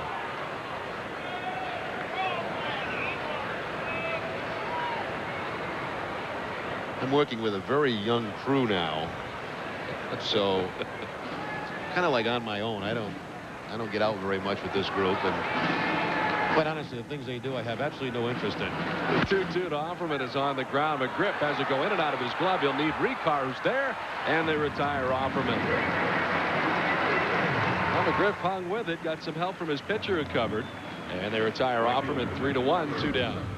A little bit easier fielding off this surface they have now, the fake grass in here, than when this place first opened. When it first opened, they had the artificial surface, and of course then that dirt infield, and that was just ugly for infielders. Now you get a little bit of a break with this new surface they have put in, which is more like real grass, although still quicker. Let's look at that skimming effect, I think, a little bit down there on that grass. They've also put it into the vet in Philadelphia. Trot Nixon at 255. Struck out in the first, walked in the third. Hits it high and deep to right. Randy Wynn is headed back. He will get to the wall, leap, and he can't make the catch. It's gone. Trot Nixon connects for his 8th home run of the year, and the Red Sox take a 2-0 lead.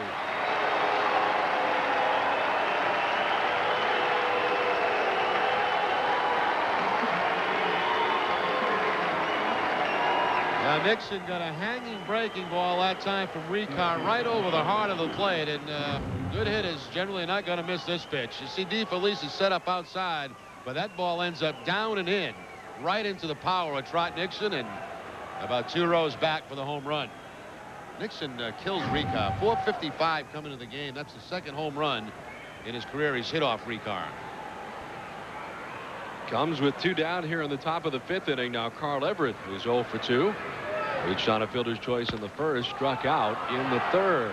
Popped up very high back at third. The shortstop Andy Sheets with the catch, and the side's retired, but not before home run number 8 of the year for Trot Nixon. Puts the Red Sox on top 2-0.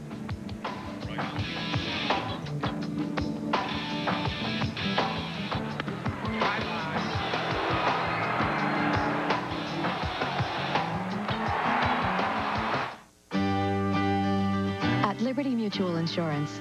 We want Wayne Gazelle to lift with his back in the right position, and Jimmy Roberts to know what to do if his bus starts to slide, and Tim Mursicki to learn the facts about drinking and driving. So we have safety programs for all of them, and a commitment to safety that goes back almost 90 years. At Liberty Mutual, we don't just insure against bad things. We try to keep bad things from happening at all.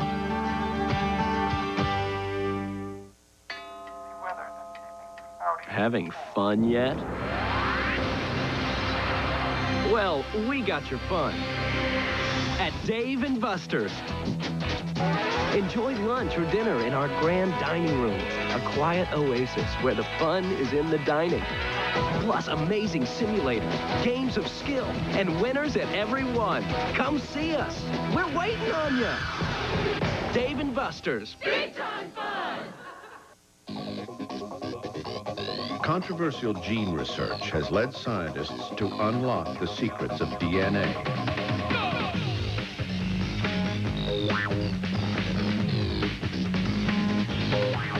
What they've discovered is something many of us have suspected all along.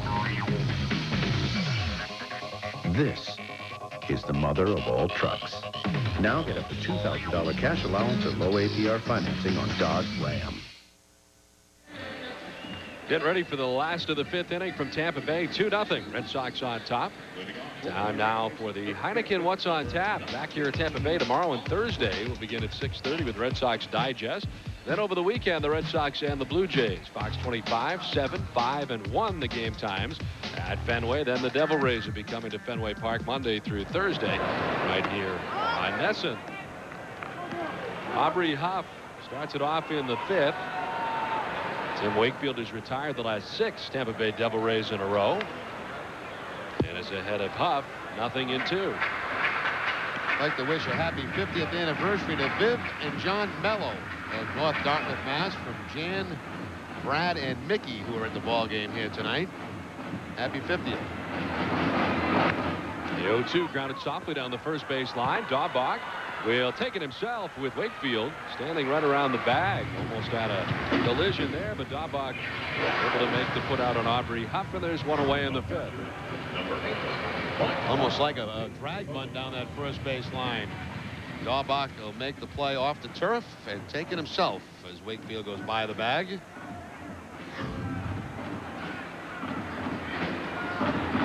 Now Mike DeFelice, the catcher, digging in on the right side. A strikeout victim his first time in the 2nd inning. 4 strikeouts so far tonight for Tim Wakefield. 2 Devil Rays have reached so far in this one. Greg Vaughn in the 1st, Andy Sheets in the 3rd. Both walking. One hopper, Lansing, a foot on the outfield grass. The throw is in time, and there's 2 down. One hop, Mike Lansing took it on the short hop, and he gets the job done. Nice play by Lansing. Now check in with Bob Rogers in the NESN studio. Bob. All right, Donnie. Well, it's Randy Kiesler on the hill for the Yankees. He's pitching very well, but makes this mistake that Dean Palmer, and Palmer does not miss. Home run number 10 ties the game up at 1. But again, Kiesler pitching well, giving up just 4 hits through 4 innings of work. It's 1-1. Thanks, Bob. Back here at Tropicana, Tim Wakefield, 4 2/3 of hitless baseball. Is the right-hander in there for a strike? Well, Lansing just saved him a hit because that ball exploded right at the feet of Lansing. He made a heck of a play on that. The 0-1 to Sheets.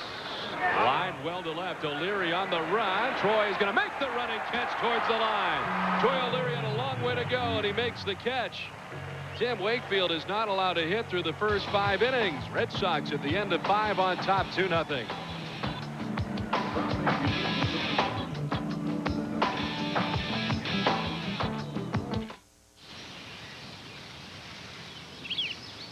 Other light beers have their place. We just don't recommend drinking them. Amstel Light, the beer drinker's light beer. Sure, Chicago's legendary for the blues, but that's not all. Uno's came out of Chicago the same time as the blues, and we still do everything Chicago style, which means great food for one thing, and great times for another.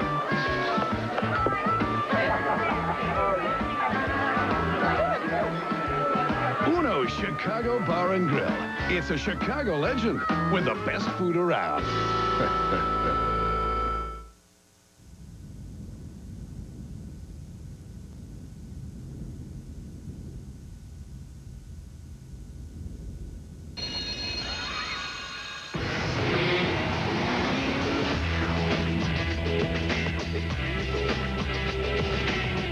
Powerful Z3 with full maintenance for 3 years. Recess is back. Visit your local BMW center for an exceptional lease on the Z3.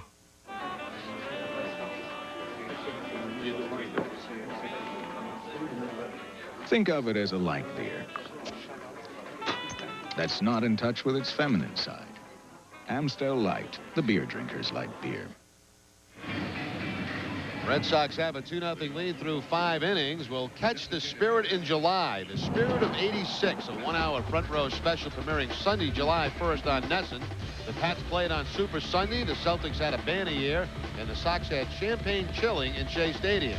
Relive the year of 1986 and catch the Spirit. Not every team was a winner, but every fan was. The Spirit of '86, catch it in July on NESN. On to the top of the 6th inning back in Tampa Bay. Manny Ramirez, who led off an inning in the 4th inning, walked. He's also been hit by a pitch. He leads off the inning here in the top of the 6th inning. Check at first. Did he go? Yes, is Mark Wegner, the first base umpire. And it's strike 1 to Ramirez. He was kind of lunging, but also trying to get out of the way of the pitch. He's assessed a strike here. Down 0-1. How old is Mark Wegner down there? It looks like he's about 15. Well, a younger breed of umpires now, Jerry. We'll check his ID. The 0-1 to Ramirez. Grounded foul off the facade of the Red Sox dugout on the third base side.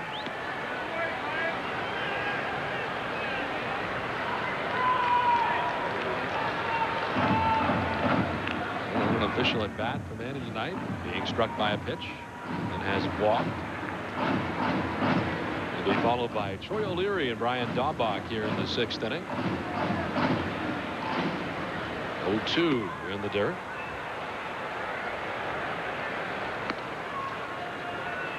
DeFelice is going to head out and talk to Brian Rekar.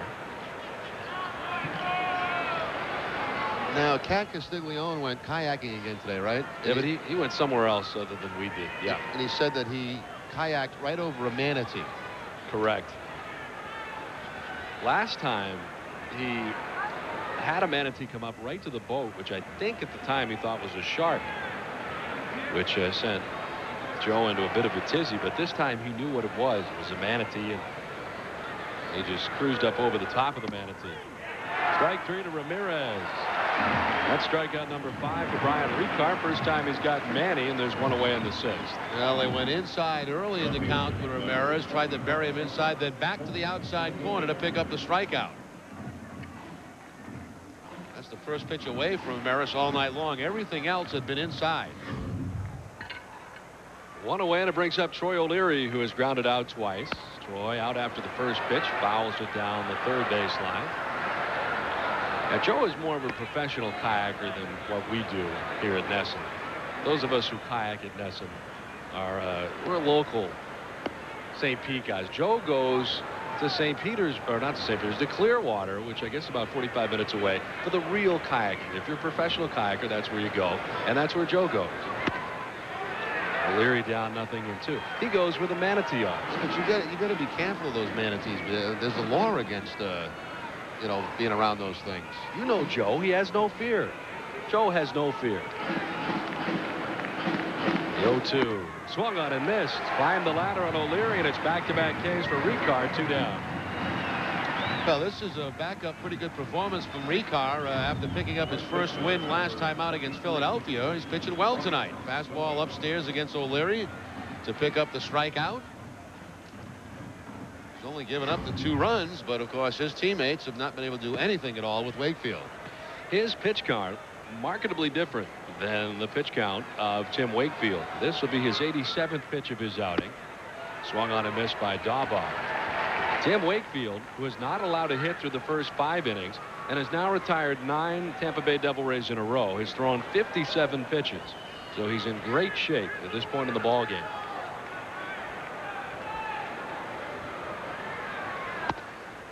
Fastball misses high, and the count 1-1 to Daubach.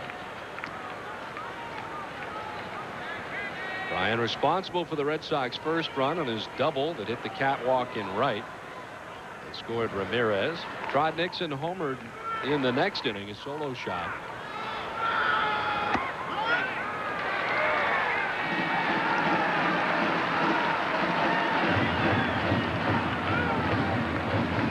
Daubach can get on to continue the inning. Chris Steins would be next. He waits on deck for the Red Sox. Now the 1-2 pitch. 2-2 to Daubach. Well, the beard becomes more of a topic every day. The longer it gets, the more straggly it gets. And he is not going to discard the beard. He has done much better statistically with it. And as he continues to hit, it's not going anywhere. Chopper up over the mound. Back a second. Sheets made a bid, but it gets into center field. And Brian Daubach is aboard with his second hit of the night. That's a very defensive swing there by Daubach on a pretty good pitch by Rekar. He's just trying to stay away from a strikeout, and he'll flip the ball, flick it right over the head of the pitcher, and somehow finds his way up the middle. Not much range shown there at all by Andy Sheets. And Daubach 2 for 3 on the night. Brings up Chris Steins, who's had the misfortune of striking out twice tonight. Once in the second, again in the fourth. Rekar has 6 strikeouts, including 2 this inning, as he jumps ahead of Chris Steins.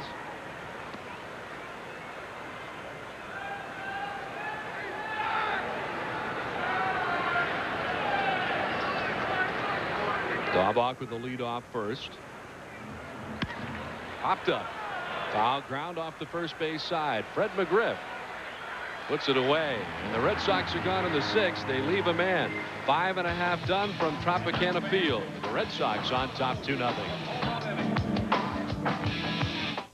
He struck him out. Tuesday through Thursday, the Sox play 3 in the Sunshine State as Nesson cameras go south for a 3-game series with the Devil Rays. When the Sox hit Tampa Bay in April, Manny and company turned the Tropicana into the Thunderdome. Things always seem to heat up between these divisional rivals. So stay tuned to Nesson and you won't miss a game. Coverage begins each day at 6:30 with Red Sox Digest. And then it's 3 days straight in Tampa Bay. If you want to join this team, you gotta hit the net. Log on to Nesson.com and hit the net for an interactive online experience that gets you in the game. Watch Nesson and hit the net to answer Nesson's Cyber Question of the Week. Vote for Star of the Game and toss a few fastballs at Jerry Remy in-game and on Nesson. And every time you ask Remy, you can win a trip for 2 to next season's spring training. So get in the game and hit the net at Nesson.com.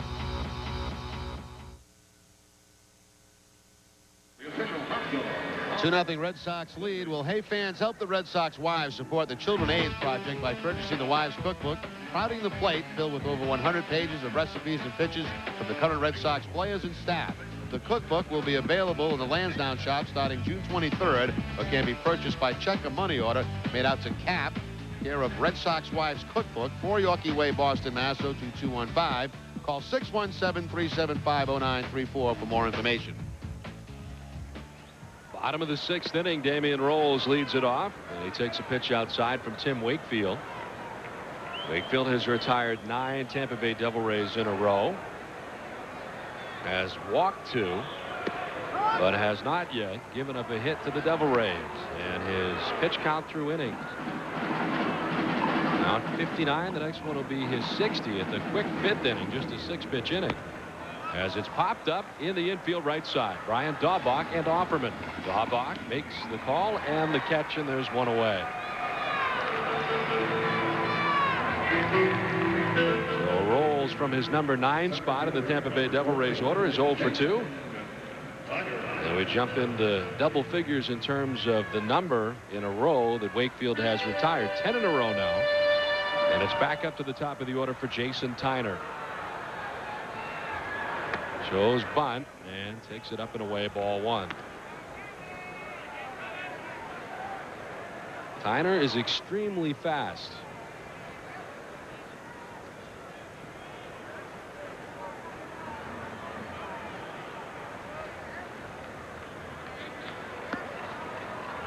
Inside and low, and he's ahead now 2-0.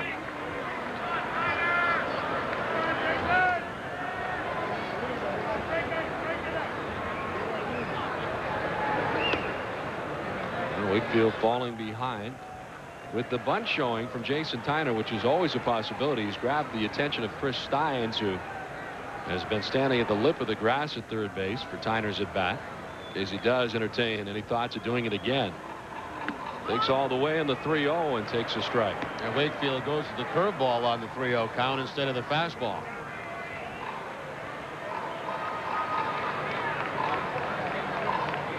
The kick in the 3-1. And there for a strike. Curveball again.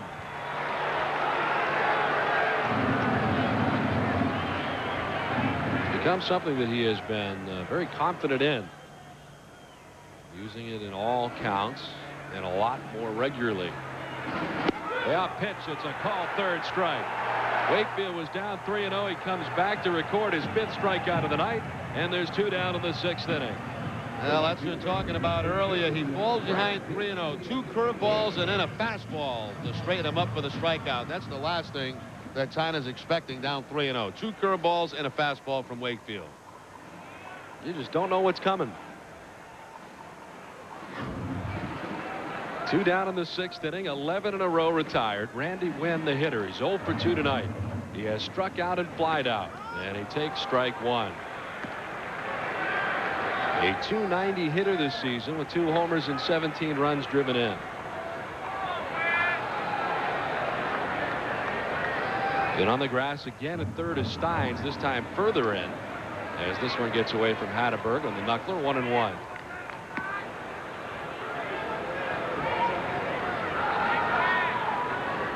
Two runs, 3 hits, no errors for the Red Sox. Tampa Bay, no runs, no hits, and no errors as they bat in the bottom of the 6th inning. There's Steins ready for any kind of bunt. 1-1, swung on and missed. 1-2.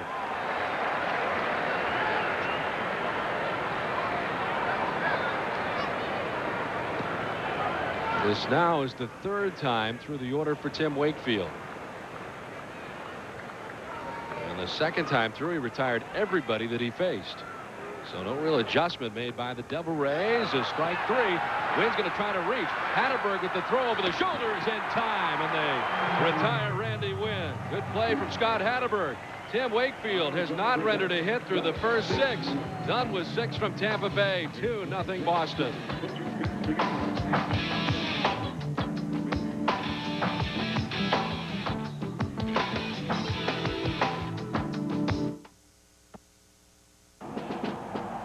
Relive 1986 and catch the spirit. The Pats played on Super Sunday. Johnny Most. The Celtics had a banner year, and the Sox had champagne chillin' in Shea Stadium. Relive 1986 and catch the spirit when Boston was the hub of the universe and New England ruled the sports world. Not every team was a winner, but every fan was. Catch the spirit in July on Classic Nesson Games, original Nesson fun. Sunday nights at 7. It's all been done. It's all been done before. It's all been done. It's all been done before. Fan Attic, brought to you in part by Sullivan Tire and Auto Service. Game out. Tuesday through Thursday, the Sox play 3 in the Sunshine State as Nesson cameras go south for a 3-game series with the Devil Rays. When the Sox hit Tampa Bay in April, Manning and company turned the Tropicana into the Thunderdome. Things always seem to heat up between these divisional rivals. So stay tuned to Nesson and you won't miss a game. Coverage begins each day at 6:30 with Red Sox Digest, and then it's 3 days straight in Tampa Bay. 6 complete. The Red Sox have the 2-0 lead here in St. Pete. We'll make Sports Desk part of your daily routine. In 15 minutes, you can get all the highlight scores and important sports news from the night before. So put on some coffee and put on Sports Desk every 15 minutes starting at 5 a.m. only on Nesson. Well, Tim Wakefield getting the strikeout of Randy Wynn. Got a little help from Scott Hatteberg after the strikeout. Hatteberg on the putout that goes 2-3 to retire Randy Wynn to end the 6th inning. Now 12 in a row retired by Wakefield as Hatteberg begins things in the top of the 7th inning. Now Wakefield, excuse me, is getting to the part of that game now where guys are going to start leaving him alone and not talking to him in the dugout. Hatteberg is grounded out twice to the right side.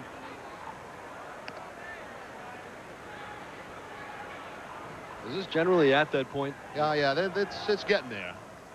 One more inning.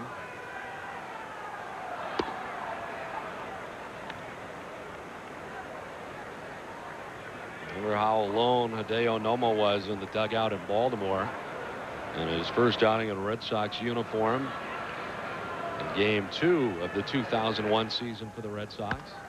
Line to left center field. Towards the gap, it's going to get down. Ben Green will cut it off. Hatteberg scampering for 2, and he's got himself a lead-off stand-up double to begin things in the top of the 7th inning.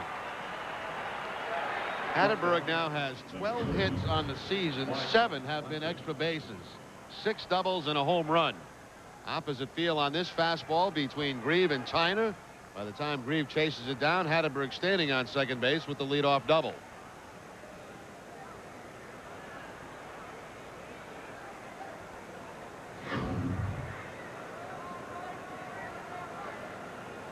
Hatterberg at second base. Mike Lansing, the hitter. Number 9 hitter for the Red Sox. 0 for 2. Shows bunt. And takes ball 1. Lansing grounded out to third base in the 3rd. He flied to center field in the 5th.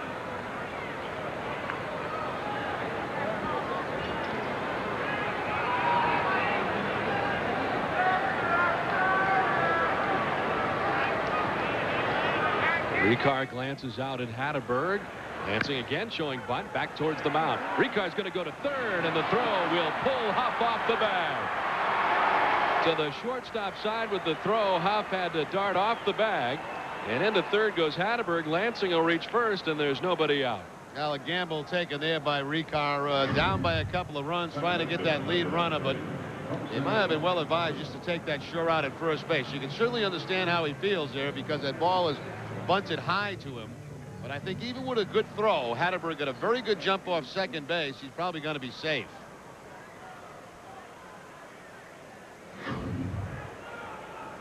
So runners at the corners, nobody out. Jose Offerman, the hitter. How do they score that? A sacrifice? Fielder's choice? I think you're correct. I did not hear the ruling. Offerman 0 for 2 with a walk tonight. It is indeed a sacrifice and a fielder's choice. As Lansing at first, Hatterberg at third. The Red Sox have 4 hits tonight. Scott Hatterberg's double to begin things here in the 7th inning. He's now at third. The 0-1. Offerman will take that high. 1-1.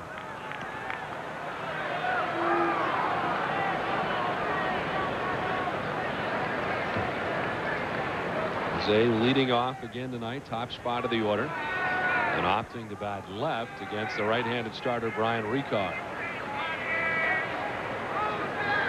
1-1.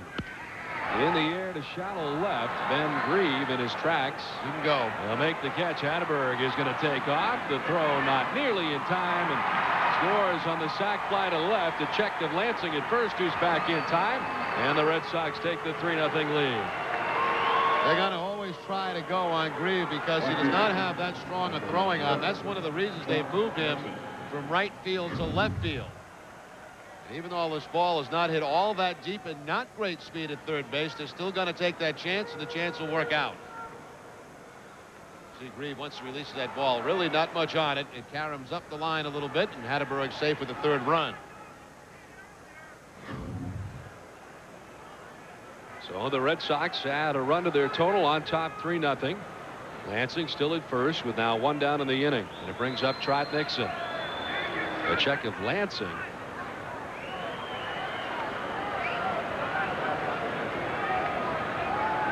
Nixon struck out in the 1st. He walked in the 3rd and then hit a solo home run in the 5th.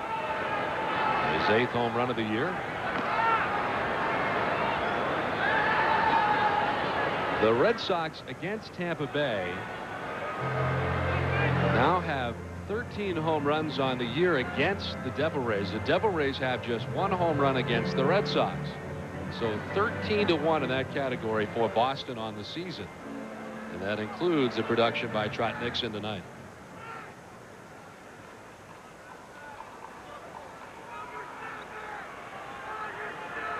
And of course, the Red Sox 6-0 against the Devil Rays so far in the season. A series at Fenway and a series here previously in St. Petersburg.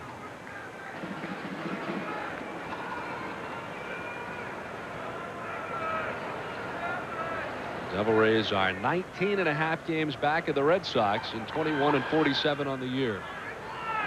Lansing with a good sized lead at first now. He's widened it a tad. The 0-1.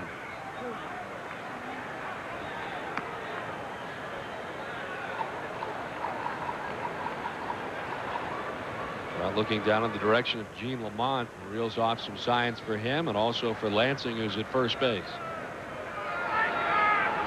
Like again with a good lead at first.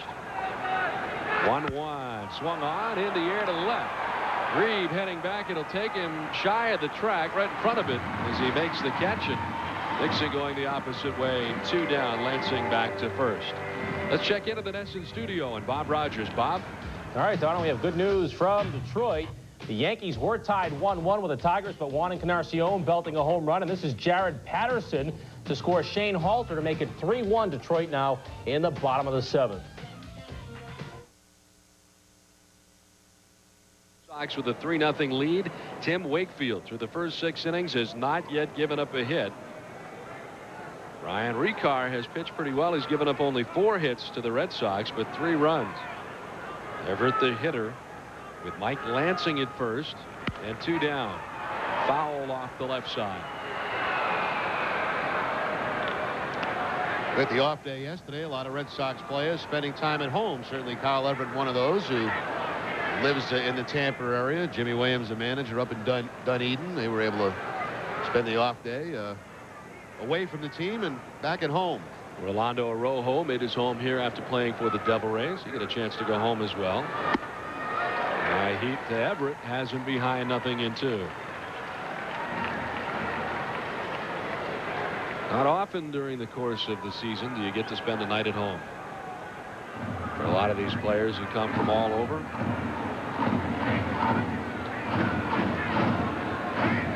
Lansing with another good-sized lead at first. Rekar noticed and backed off. Now he may be going 2 strikes, 2 outs. If he's thrown out, you got Everett leading off in front of Ramirez next inning.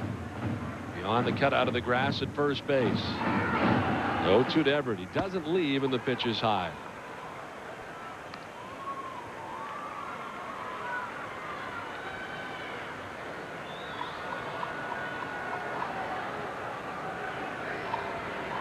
Andy Wynn very deep in right field. Of the 3 outfielders, he's the deepest. Expecting Everett to pull. Pitch up and away, evens the count at 2-2.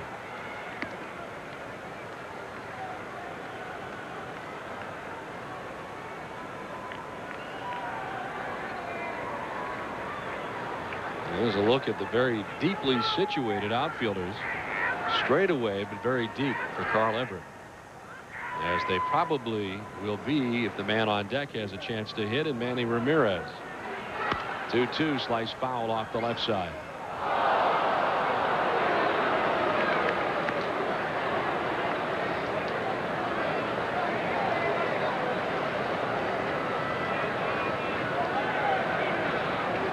Ryan Rekar, who is well ahead of Tim Wakefield in terms of pitch count, is already at 110 pitches as he works here with 2 down in the 7th inning. No one is warming in the Tampa Bay bullpen. Now the 2-2 again. Lansing is off. Everett fouls it off again to our left. Lansing in motion with the pitch. Now, I'm surprised it took that long to go, but apparently concerned about a possible pitch out once Rekar was ahead in the count. Once the count went to 2-2, Lansing took off. So that was pitch number 111 for Brian Rekar.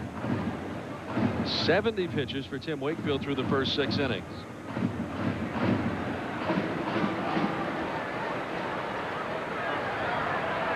Lansing with his lead again. Doesn't go. The 2-2 swung on and missed. Everett down by way of the K for the 2nd time tonight. This time it ends the top of the 7th. 7th inning stretch time from Tampa. 3-0 Red Sox.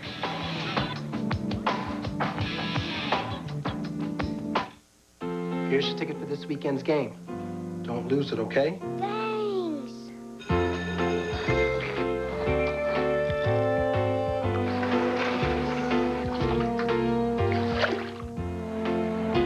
Give him your ticket, Richie. Treasure. Ha ha ha. For tickets, call 617-482-4SOX or log on to redsox.com. When it comes to bestsellers, your New England Ford dealers are leading the pack with 5 of the top 10 in America. And now, during Ford Truck Month, get an extra $500 cash back for a total of $1,500 cash on select Ford F-150 models. Or choose financing as low as 1.9%. Plus, save on Ford Super Duties with the biggest payloads and roomiest cabs in their class. Hurry, see your New England Ford dealers during Ford Truck Month. I've heard stories about people who are in crisis, you know, their adrenaline starts flowing, and they're able to rip a door off a burning car and save a dog or a baby. And sometimes when I'm watching Adrenaline Rush Hour on TLC, I must say, I do feel stronger. Adrenaline Rush Hour, weeknights at 8 on TLC. It's as exciting as TV gets.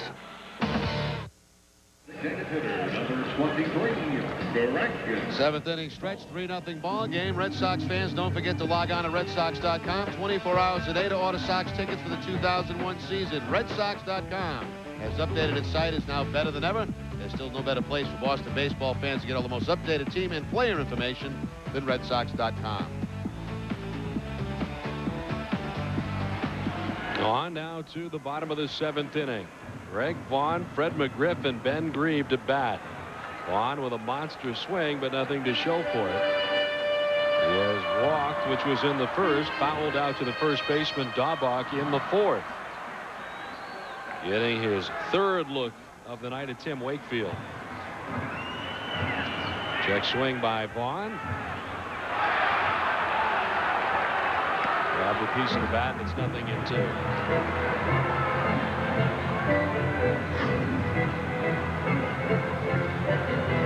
Did. Apparently he offered, though, with an appeal of Mark Wegner at first base. The 0-2 pitch. Vaughn strikes out. Third strike in a row for Wakefield. It's 7 strikeouts on the night for Tim Wakefield. One down in the bottom of the seventh inning. Well, Wakefield tonight has had control with all of his pitches. His fastball, his curveball, and his knuckleball. Only one walk on the night, and that came back in the first inning to Vaughn. Excuse me, 2 walks. He also had one of the sheets in the third. Fred McGriff 0 for 2. He's popped out to third, and he too has struck out tonight. 73 pitches deep is Tim Wakefield. 6 1/3, no hits, no runs. In there for a strike. The first one to McGriff.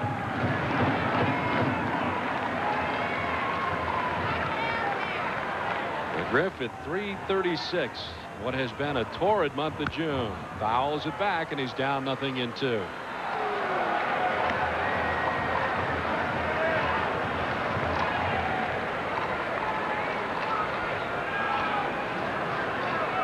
Fred McGriff hitting .439 in the month of June. On the ground, right side. Offerman from the outfield grass spins and gets him. Jose Offerman showing the rangy play that carries him to the outfield, but retires Fred McGriff, and there's 2 down. Well, it's not so much the range that Offerman shows here. It's this last hop. Watch the last hop on this ground ball, how it comes up on Jose. But the quick hands, he's able to make the play. Goes to his left. Didn't have to go a long way, but look at that hop. And that's a dangerous one. The quick hands working from the ground up, and able to make the out at first base. 14 in a row retired by Wakefield as Grieve will lift this in the air to shallow center. Everett's coming on, and Wakefield has a no-hitter going tonight through the first 7 innings, and he's retired the last 15 Devil Rays in a row. 3-0 Red Sox at the end of 7.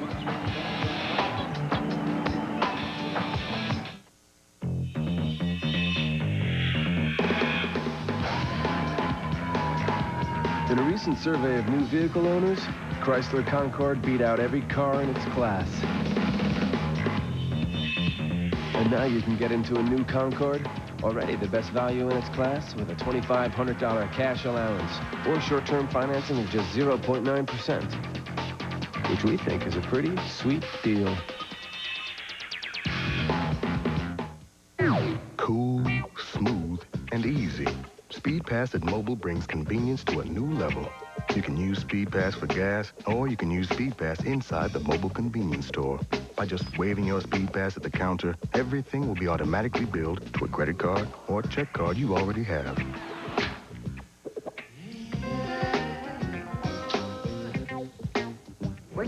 one of those. Get a free speed pass. Call 1-877-MY-MOBILE. Hey, you. Yeah, I miss you too. It's been a while. Hey, Mom. No, I'll be home soon. Verizon Wireless. Our network covers more towns, more cities, and more places than anybody else's in the country. So you know that just about anywhere your business takes you, you'll stay connected to your biggest fans. Verizon Wireless. Simple, affordable, national. Join in. 7 complete. The Red Sox have a 3-0 lead, and Wakefield no hits allowed in the ball game. Remind you, this copyrighted telecast presented by authority of the Boston Red Sox may not be reproduced or retransmitted in any form, and the accounts and descriptions of this game may not be disseminated without the express written consent of the Boston Red Sox. Found our Citizens Bank, not your typical fan. A little dancing here tonight in Tampa. It's quite a dance he's got going.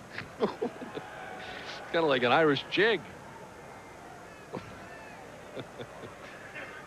Well, Jerry, you predicted it. As time has gone on, there have been less folks within a few feet of Tim Wakefield, as Lansing has parked himself next to him, but don't know if he'd be talking to Tim, who appears to be very locked in. He has no hit. In fact, Lansing's going to leave. He's so uncomfortable. How about the guy still there, Hideo Nomo? He knows what it's all about. You know, he's not going to talk to him. No.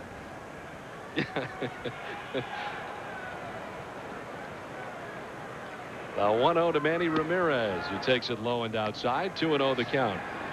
We told you about Rekar's high pitch count. Up and now in the mid-teens, 115, I believe, and now there's double-barreled action in the Tampa Bay bullpen down the line and right. Ramirez will take the strike in the count, 2-1. Manny has been hit by a pitch. He has walked and scored and struck out. 1 for his last 11 right now is Manny Ramirez. Perhaps his second funk of the season. There's the pitch inside. 3-1 the count. Went into a mini slump a couple of weeks ago and may have returned to one here. And it really started with the illness that kept him out for a couple days, and since then has come back and is 4 for his last 31 since returning from the flu, in which he missed a couple of ball games. Chops it foul down the third base line, and the count will now run full. Mention the action of the bullpen. Former starter Paul Wilson, who's now in the bullpen, warming up Doug Creek, the lefty, in the bullpen for the Tampa Bay Devil Rays.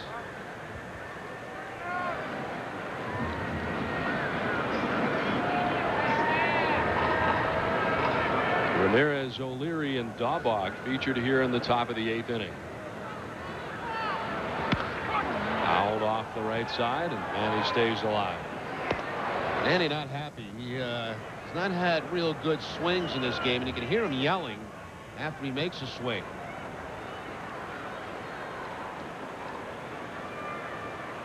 Part of the reason you can hear him yelling from where we are, tonight's attendance, 12,950 on hand here at the ballpark. Great crowds against the Mets recently here in Tampa Bay, but Devil Rays continuing to struggle in attendance. The payoff pitch to Ramirez. Line to left. That'll fall for a base hit. And Grieve plays it on a hop. Manny's aboard to begin things in the top of the 8th. Well, after some bad swings, a good swing by Manny Ramirez to put that ball on a line in front of Ben Grieve. Rekar's got to be getting gassed out there. A pretty high pitch count. Frustrating night for him. He's pitched well. Wakefield's been better. The next pitch from Brian Rekar will be the 120th of his outing. And he's about on E as he deals with Troy O'Leary. Misses low and inside. Even his delivery looks different right now, almost like he's forcing the ball to the plate.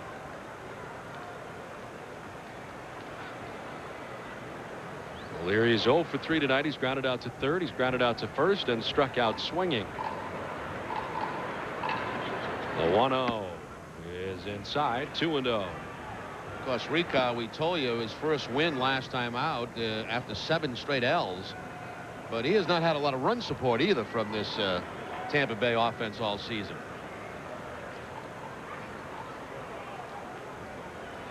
O'Leary grounds it hard. Back up the middle over the glove of Damian, rolls into center. Manny's headed for third. Tyner's throw is not in time. Head first is Ramirez. And up to second base on the throw goes O'Leary. And the Red Sox have runners at second and third and nobody out. Manny hesitated after he rounded second base, and that almost cost him at third. There's going to be an argument here between Hal McRae and the third base umpire, Tim Jeter. That was a heck of a throw by Jason Tyner in center field.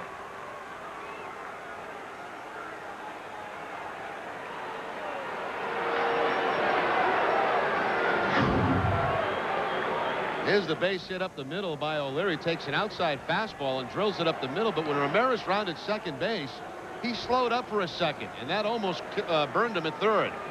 There's the throw by Tyner. One hop to head for a slide. Wow, close. It looks like the hand got in for Ramirez, and the tag was up around the shoulder. Yeah. See the tag? Yep, you're right. That's a close play. Watch the right hand for Ramirez, and the left hand gets in, and then that tag looked like it's up around the bicep area. Very close play. Cheetah was right on top of it. Well, you'd have to say Tim Cheetah got that one right. And the Red Sox have runners at second and third. The Devil Rays will make the pitching change. Brian Rekar, 120 pitches deep into his outing tonight, departs. And a new pitcher coming on for the Devil Rays. So Rekar leaving with a 3-run deficit and 2 men on that he'll be responsible for. And now it's time to go. This call to bullpen is brought to you by Verizon Wireless. We're still in the midst of the top of the 8th inning. We're back with more from Tampa after this.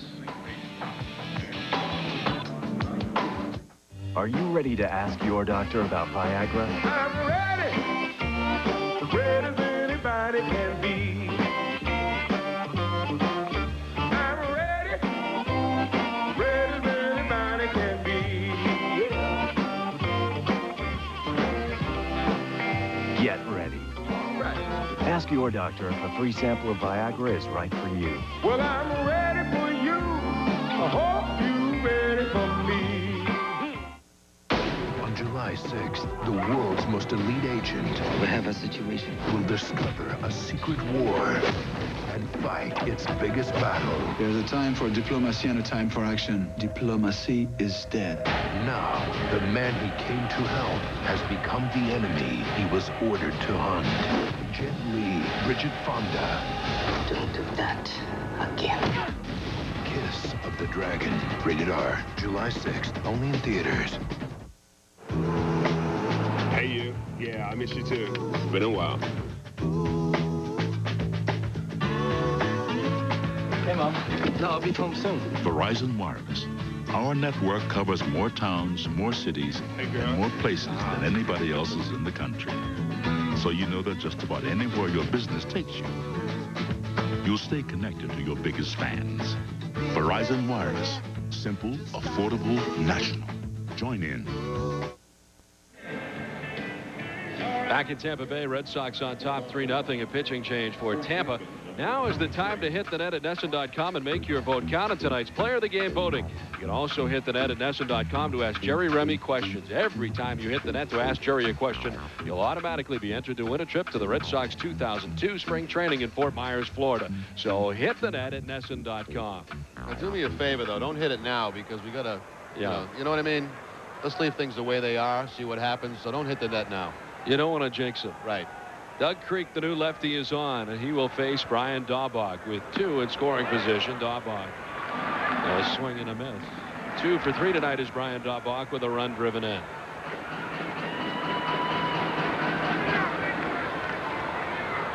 Paul Wilson still up in the Tampa Bay bullpen. As Brian Rekar responsible for O'Leary, who's at second, Ramirez, who is at third. The infield brought in all the way around, and the pitch misses high. Earlier, you were talking about the lack of run support for Rekar. The 5th lowest run support per 9 innings in the American League for Rekar. While on the mound, 34 runs in 85 2/3 innings coming into tonight's action. Well, as we look at the scoreboard, his club has no runs tonight after his 7+ innings of work tonight. So it has become a recurring theme for Brian Rekar.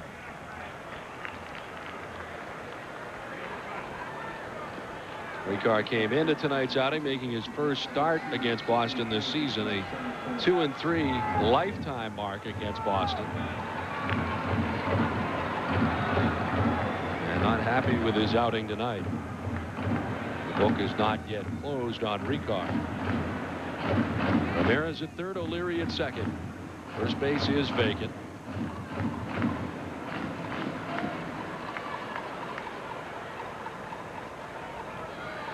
Creek taking a long time in between pitches.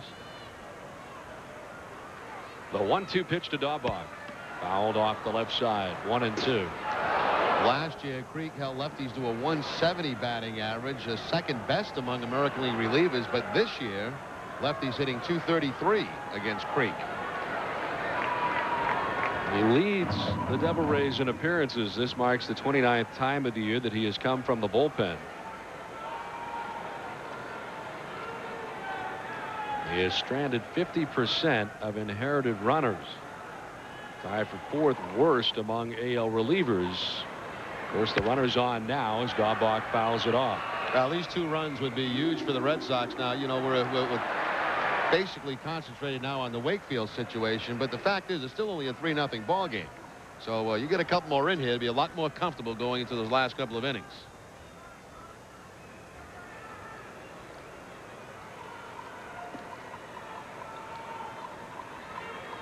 Of course, the Red Sox won in Baltimore and Hideo Nomo's no-hitter by the same score as of right now. 3-0 was the final in that ball game. Now the 1-2 to Daubach is lined, and McGriff comes up with it as he snares it a step to his right. He was set up at the lip of the grass at first base, and he brings it in for the first out of the inning. It's going to be 1 out for Creek as a right-hander Stein's coming to the plate, and Hal McRae will be going to the bullpen right down toward the end of the bat. But as you mentioned, with the infield in right at Fred McGriff for the first out of the inning. So Creek brought on for the 1-hitter and Brian Daubach, and he's able to get him out. They'll now go to the right-hander Paul Wilson, who was in the rotation last time the Red Sox were here, but Wilson now in the bullpen for the Devil Rays. And he comes on to be the 3rd pitcher used tonight for Tampa Bay. Again, Rekar responsible for the runners that are on. This call to the bullpen is brought to you by Verizon Wireless. We're still in the top of the 8th, and the Red Sox still have a 3-0 advantage. At Liberty Mutual Insurance, we want to help Andre Medina have the resources he needs to run his business. And Kitty Hodge to have a new friend and a brighter day. And Melissa Rodriguez to reach the ranks of management. We contribute to hundreds of nonprofit programs in Greater Boston. At Liberty Mutual, we don't just insure against bad things. We try to make good things happen, too.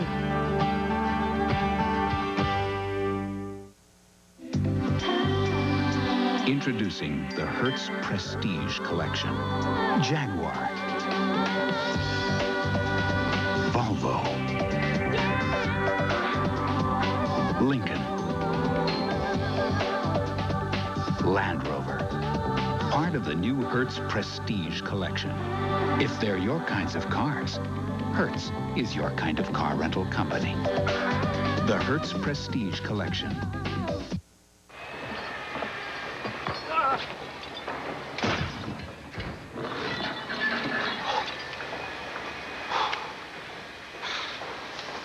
Looks like you got a little nick there. What, this? It's nothing. Maybe we should get it looked at. Or maybe we should go get a delicious Mike's Hard Lemonade instead. You're on. A hard day calls for a hard lemonade. Make it Mike's.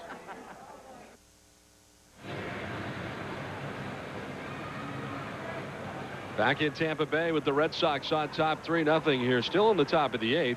And the 3rd pitcher of the night employed by the Devil Rays is Paul Wilson. Paul Wilson just recently moving to the bullpen for the Devil Rays, made a couple of appearances out of the pen as a starter He was 2-7 with an 8.43 ERA. Steins 0 for 3 tonight. He has struck out twice. Chops it left side. Infield brought in. Hupp with the sidearm toss. And Steins retired for the 4th time tonight. The infield brought in has worked now on 2 occasions, and the Red Sox had runners at 2nd and 3rd with nobody out. They're still there with 2 down. Red Sox elect not to play contact with the 1 out, so it leaves a situation where you got Hatterberg coming to the plate. He may be intentionally walked here with first base open and then take their chances with Lansing, the right-handed hitter. DeFelice out to talk to Paul Wilson. You would think about that very same thing as DeFelice looks into the dugout upon his return.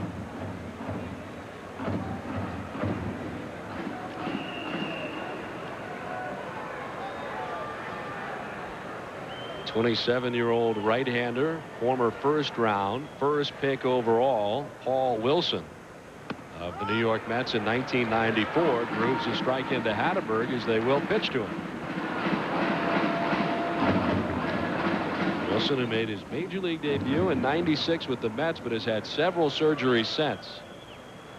And once a very promising starter, along with Bill Pulsifer, who's now in the Red Sox chain at AAA, and Jason Isringhausen, who's closing games for the Oakland A's. The Mets thought it was perhaps the second coming of the Nolan Ryans, Tom Seavers, Jerry Koosman, and the like. The 3 were very much linked to the Mets' past and what perhaps Mets fans thought was the future. But it has not worked out for Paul Wilson. He ends up with another organization. The numbers as a starter were not good to begin the year, and now he's in the bullpen for Tampa Bay. And all 3 at some point have suffered arm injuries, right? All of them. Sometimes multiple surgeries. In Wilson's case, he's had a rebuilt elbow, a rebuilt shoulder, twice on the shoulder. The 1-2.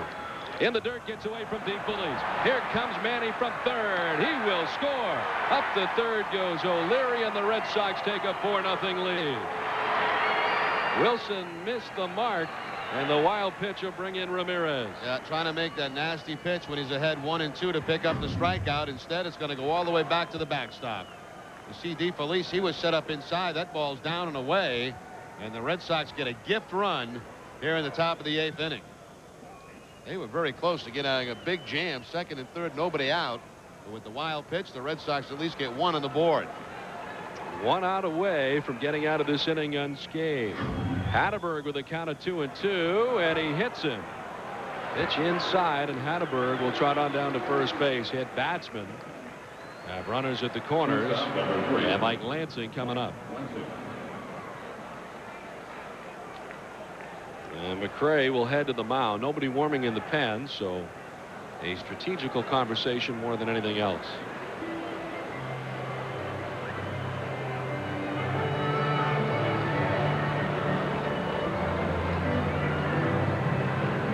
A single to begin the inning for Manny Ramirez. A single to center for O'Leary. Moved up to second base on the throw to 3rd that got Manny to 3rd. Red Sox had runners at 2nd and 3rd, nobody out. Doug Creek, the lefty, was brought on. Daubach lined out to McGriff at first for the inning's first out. Creek was gone. Paul Wilson came on, and he got Chris Steins to chop 1 to 3rd for the inning's second out. Then on a wild pitch, Manny Ramirez was able to score from 3rd base. Red Sox have the 4-0 lead. But Tim Wakefield, intently looking on, has retired the last 15 Tampa Bay Devil Rays in a row and has not given up a hit through the first 7 innings. Lansing, the hitter, with runners at the corners.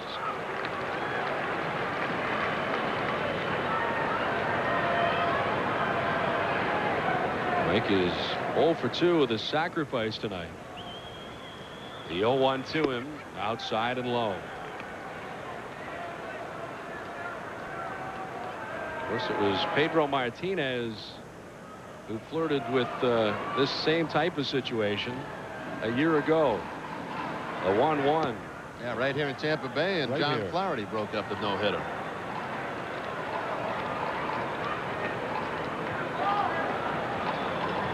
Hideo Nomo, of course, has done it once this season, but also flirted with perfection. And he is, I think, besides Chang Lee, the trainer, the closest member of the Red Sox to Tim Wakefield. Most have taken off from the bench. Line to center field. Jason Tyner back and over, leaps and makes the catch. Jason Tyner very nearly had that go up over his head, but he makes the catch. The Red Sox get a run in the 8th. They lead it 4-0 at the end of 7.5. On we go to the bottom of the 8th, and Wakefield taking the jacket off. He struck him out. Tuesday through Thursday, the Sox play 3 in the Sunshine State as NESN cameras go south for a 3-game series with the Devil Rays. When the Sox hit Tampa Bay in April, Manny and company turned the Tropicana into the Thunderdome. Things always seem to heat up between these divisional rivals. So stay tuned to NESN and you won't miss a game.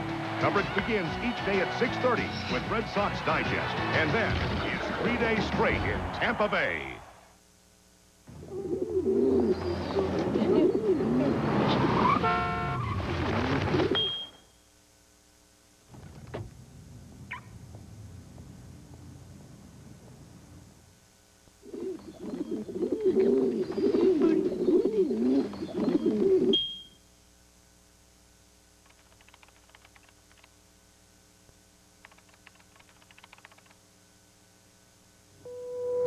Free to move about the country. This Friday. What are you drinking? Gatorade. Gatorade make wine now? The celebration begins. Hey, let's get this party started! Eddie's back. Don't you know that every female is looking for the strongest male? But I can only do so much. What about personality? For the wildest comedy of the summer. You're an endangered species. Is that a threat, buddy? Eddie Murphy. You sure you just had ice cream? Dr. Dolittle 2. That's not just ice cream. Rated PG. Friday. Only in theaters. Back at Tropicana Field in St. Petersburg, Florida. 7.5 done. The Red Sox on top 4-0. Tim Wakefield has been outstanding tonight, to say the least, as he has no hit the Tampa Bay Devil Rays through the first 7 innings. He has retired the last 15 in a row. He has 7 strikeouts. He has walked 2. Only Vaughn and Sheets have been able to reach, and both of those on the base on balls. Trot Nixon with a solo home run. Brian Daubach with the ground rule catwalk RBI double early. And the numbers on Wakefield, as you see his line on top. Rekar chased from the game, touched for all 4 runs. The first pitch of the inning is in there for a strike to Aubrey Huff. The longest Tim Wakefield has gone without giving up a hit in his career, 7 1/3 innings on June 9th, as this pitch is fouled off, of 1995 against the Oakland A's. It turned out to be a 3-hitter. Stan Javier broke it up. The Red Sox did win the game 4-1. The 0-2 pitch in the dirt outside. Well, certainly you're at that stage of the game. Everybody aware what's going on defensively behind Wakefield, and they all have a little more pressure on them. They want to make sure they get the good jump on the ball. They're in the proper position. The 1-2 pitch to Huff is chopped foul outside of first. Not only is it nerve-wracking for Tim Wakefield, but I think if you're a position player standing out right there, you do not want to be the guy that gives it up. Exactly. You don't want to be the guy in the infield that's late with the jump on a ground ball, one that you could have got to, but you didn't get a good jump on it. Same thing in the outfield. Aubrey Huff grounds it down the first base line. It's a fair ball. Daubach will take it alone. 1 down. So Wakefield has equaled his high in terms of into the ball game with not allowing a hit. 7 1/3 deep is Tim Wakefield now. And again, for him, the first time since 1995, June 9th of that year. Daubach playing on top of that first base line, and it certainly helps in this case just barely in fair territory over that bag, but Daubach didn't have far to go for it to make the out. 1 away, 16 in a row retired. The pitch inside to Mike DeFelice. There have been other knuckleballers who have thrown no-hitters. Of course, Phil Niekro, Hoyt Wilhelm. And Wakefield trying to do it tonight. The 1-0 in there for a strike. See, this effort tonight by Wakefield has been more than just a knuckleball. It's been the curveball that he's worked in and some fastballs.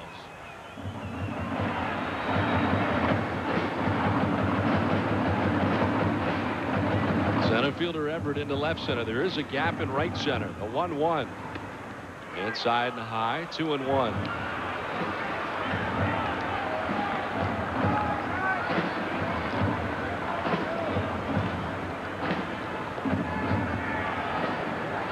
Two and 1 to DeFelice. In there for the high strike, and it's 2-2. See, that's the curveball again from Wakefield. This has not been just a knuckleball performance. Nomo showing about the same emotions he did with his no-hitter. Just about the same. 2-2 is swung on and missed. Strikeout number 8 for Tim Wakefield. 2 down in the 8th. It almost looks like some of the Red Sox fans are so paranoid about this, they're afraid to cheer. Gets to chase the knuckleball that time for the strikeout. Second time he's got DeFelice to strike out tonight. 2 down in the 8th, and it brings up Andy Sheets, a former Red Sox utility player. Sheets will take the knuckler high. Andy walked in the 3rd. He lined out to left in the 5th. The Red Sox have had 2 no-hitters 3 previous times in the history of the franchise. The last time was 1962. Earl Wilson and Bill Monbouquet each had no-hitters in the same season. Prior to that, 1916 and 1904. The 1-1 pitch. Misses, and the count 2-1. Now here's where Wakefield tonight has gone a number of times to the curveball. Let's see what he does with Sheets. The kick in the 2-1. Bounces down low, and it's 3-1. Curveball, but not for a strike.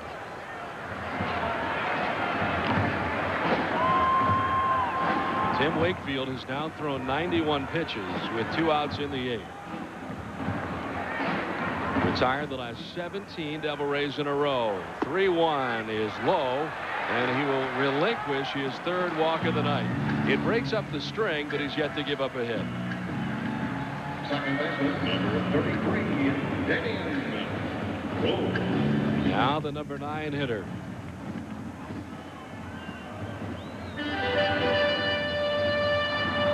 Rolls is grounded to 3rd. He's popped out to 1st.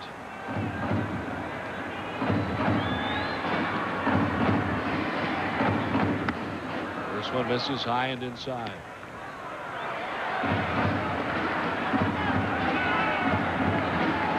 $12,950 on hand here tonight.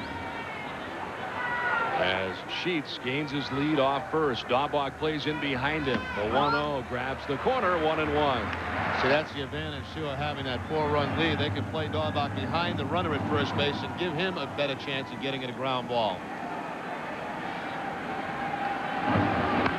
Grounded down the 3rd baseline, foul, and it's 1-2.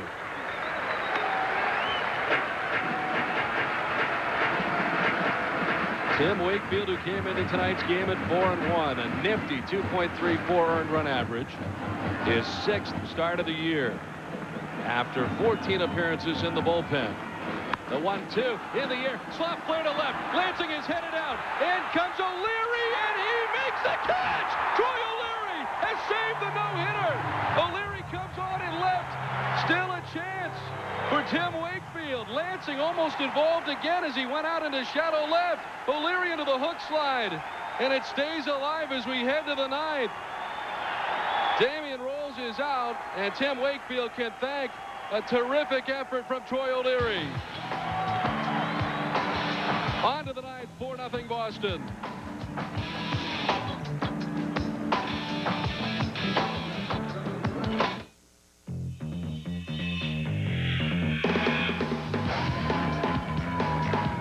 In a recent survey of new vehicle owners, Chrysler Concorde beat out every car in its class. And now you can get into a new Concorde, already the best value in its class, with a $2,500 cash allowance or short-term financing of just 0.9%, which we think is a pretty sweet deal.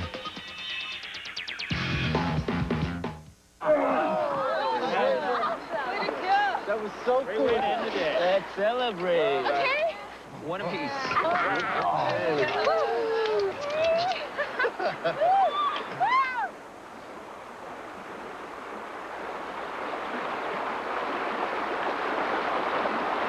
Where's Steve? Enjoying the great outdoors? Grab a Miller Lite. It's Miller time. Don't drink my beer!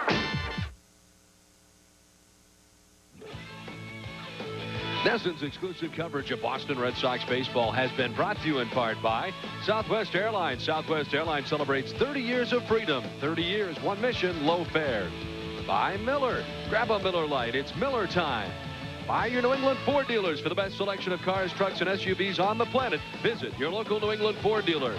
By Mobile, introducing the fastest way to get gas. Mobile Speed Pass. It's free and it's only at Mobile.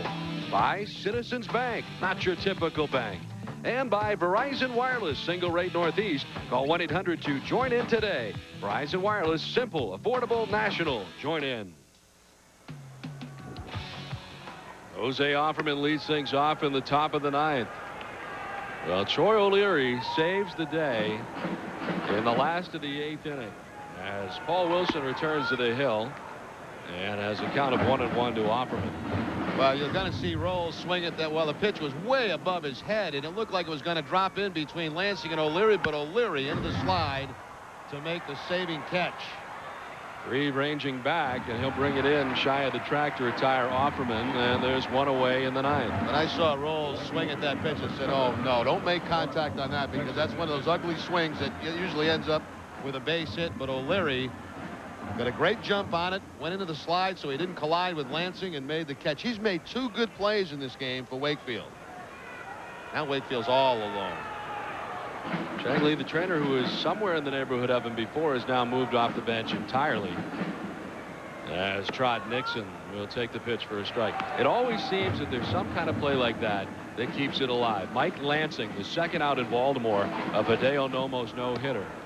Well, what a play that was. I count 4 in this game tonight that have not been routine by any means. 2 by O'Leary, 1 by Lansing at shortstop on a tough, hot ground ball, and the other one by Jose Offerman going to his left.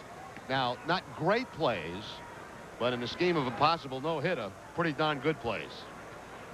The last play by O'Leary was a great play. Check swing, but it's a called strike anyway to Nixon. And it's 2-1 as we look ahead to the bottom of the 9th inning. Jason Tyner, Randy Wynn, and Greg Vaughn are the expected hitters. It's the top of the Devil Rays order. Nixon hits it high and deep to right. May have his second of the night. Wynn back at the track at the wall. It's gone. Second home run of the night for Nixon. Home run number 9 of the season. A pair of solo shots, and the Red Sox lead it 5-0.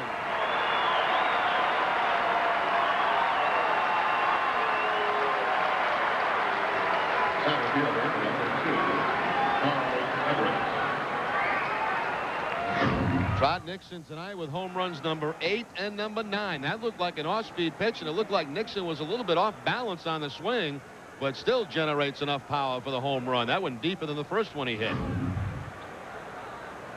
Now Everett, who is 0 for 4 tonight. Rawl has struck out twice in tonight's ball game. Line foul back into the seats above the Red Sox dugout on the third base side. So Trot Nixon with a pair of home runs tonight. Now 9 on the year. RBIs 27 and 28 on the season for Nixon. The 1-1 swung on and missed.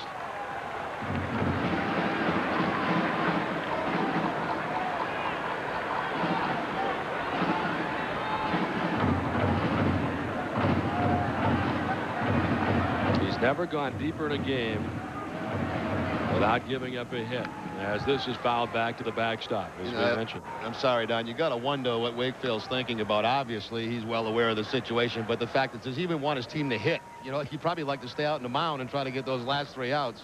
Just pass on the offense. Seems like an eternity, I'm sure. He had a long time to sit around in the 8th inning. A couple of pitching changes, a run for the Red Sox. But he bounced back in the bottom of the 8th to get the 3 outs with the help of Troy O'Leary.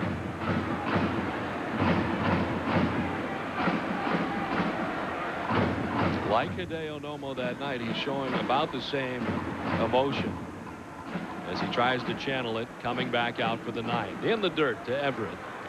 And it's 2-2.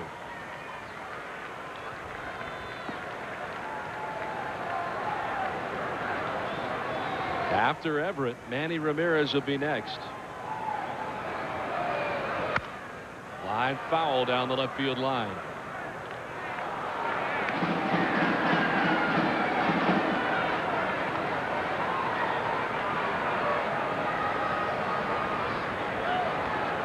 Wilson, the third pitcher used tonight by Tampa's pitch, is up high. Ryan Rekar charged with 4 runs tonight in his 7+ innings. Wilson, after giving up the home run, responsible for 1 of the runs here tonight so far. And the good news on top of this, the Yankees are getting beat 7-1 by the Tigers.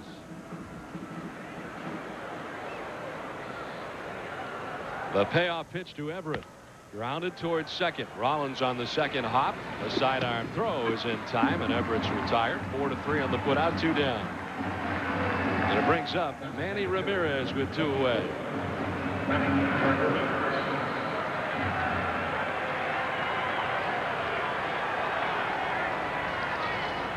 Seems like forever for Tim Wakefield as he waits for the bottom of the 9th. And again, he'll be facing the top of the order for the Tampa Bay Devil Rays.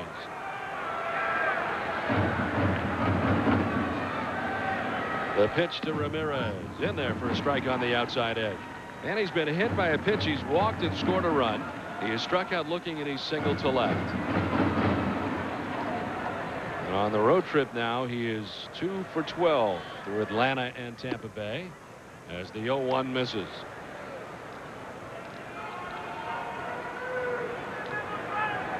Tim Wakefield, who's had such a great career, and what a night this would be for him as it's fouled off the right side. Always had to feel for him. He was always the guy that wanted to be in the rotation, always wanted the ball. Used in so many different ways by Jimmy Williams over the last few years, and so valuable. He certainly earned it, and you'd like to see him get it. And all he wants to do right now is get back out on that mound. He will stay with you through the half inning, at the end of this half inning, and hold it right here in Tampa Bay. The 1-2 pitch on the way to Ramirez. Swung on and missed. He struck him out. So the Red Sox able to pick up a run in the top of the 9th on the home run by Trot Nixon. And they have added to their lead on top 5-0 as we get ready to go to the bottom of the 9th inning. Jason Tyner, Randy Wynn, and Greg Vaughn will be the hitters. Only one of them have reached tonight. That was Greg Vaughn back in the first. And as Wakefield takes to the hill, he may be in Tampa Bay, but you wouldn't know it. Some standing here at the ballpark, they know what's going on as Tim picks up the baseball, and he'll begin to warm it up. Once considered the fastest man in baseball, Louis Davis patrols center field. Well, a lot of Red Sox fans always here at the Trop in St. Petersburg, and they've got the extra treat here tonight with Wakefield going into the 9th inning. Baseball's all-time hit leader, Pete Rose, also reached a significant milestone. Always a lot of Red Sox fans down here, and they are ready for the bottom of the 9th inning. Well, you got Tyner, Wynn, and Vaughn coming up in this inning. Last time up, Tyner, this was back in the 6th inning, attempted a bunt on Tim Wakefield. The bunt went foul. See if he had the courage to try that again here in the 9th. Happened somewhere earlier this season where I think many feel that if you're going to break up a no-hitter, it's kind of taboo along unwritten rules in baseball to bunt for the first hit. Well, this is no longer a 1-0 game. This is a 5-0 game now going into the 9th. So you wouldn't expect it. I would not, but you never know. I would imagine if Tyner were to do it, he'd probably go on the most wanted list.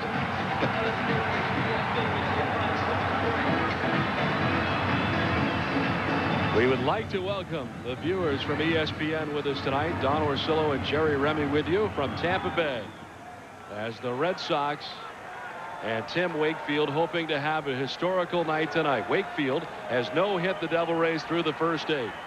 Jason Tyner starts it off, and he takes strike 1. Tyner is 0 for 3 tonight. A ground out, a line out, and a strikeout.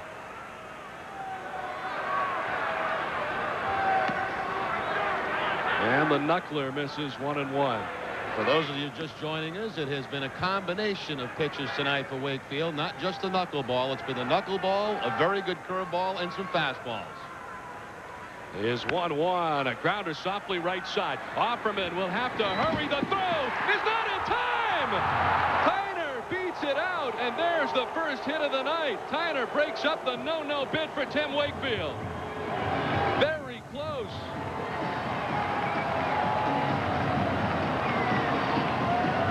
Well, Jason Tyner, about the fastest man in the lineup tonight for the Devil Rays, will beat out the infield hit and just barely beat it out. The charge by Offerman, the flip to first base. Oh, and the foot comes off the bag. Is that a hit or is that an error? The throw's going to take the foot right off the bag.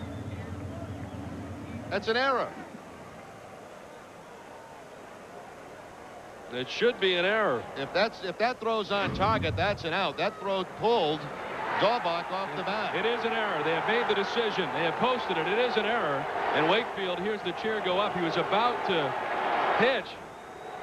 But here's the cheer go up, and it is an error. The no-hitter's still alive.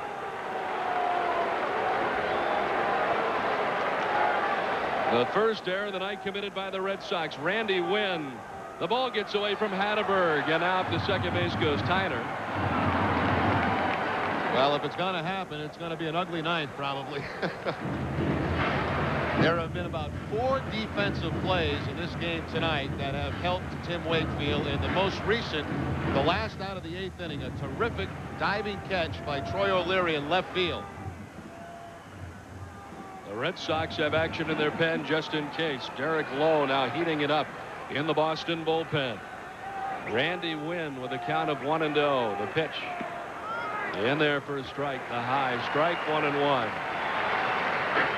Don, I know we're all pulling for Wakefield, but I think that was the correct call to make. If that throw's on target, Tyner is out. That throw clearly pulled the Daubach off the first base bag. The 1-1 pitch. Swung on and missed. 1-2. What I tell you, too, a couple of innings ago, how nervous the players in the field get behind a pitcher like this when they're trying to protect a no-hitter. Certainly as tense as Tim Wakefield. You don't want to be the guy who makes the mistake late on a jump. 1-2 the count and the pitch. Lined and a base hit. On to third goes Tyner. He'll be sent around. O'Leary's throw goes to second, and the no-no is broken up. More officially this time. Randy Wynn breaks it up with a line drive base hit in the left. There's no mistaking this time. And the no-no bid goes by the boards for Tim Wakefield. Well, at least it happened on a clean base hit. It sounded like it might have been a broken bat line drive by Randy Wynn, but no chance for any member of the Red Sox to make the play. Right up over the head of Chris Steins at third base. And the clean base hit to break up the no-hitter in the ninth.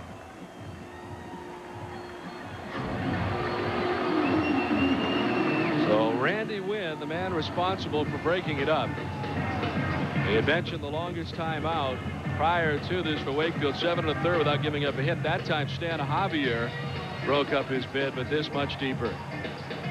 103 pitches deep is Tim Wakefield in 8+ innings of work prior to surrendering the hit to Randy Wynn. And now you got to worry about him just calming down now and getting out of this. That's the reason for the trip to the mound by Joe Kerrigan. Okay, that's gone. Now we got to win the ball game. And it gives a little blow to Wakefield to refocus on the task at hand. Greg Vaughn, who has walked, fouled out, and struck out. The pitch in there for a strike. Lowe continues to warm in the bullpen. The first action we've seen all night, of course, in the bullpen. The 0-1 pitch is missing, and it's now 1-1.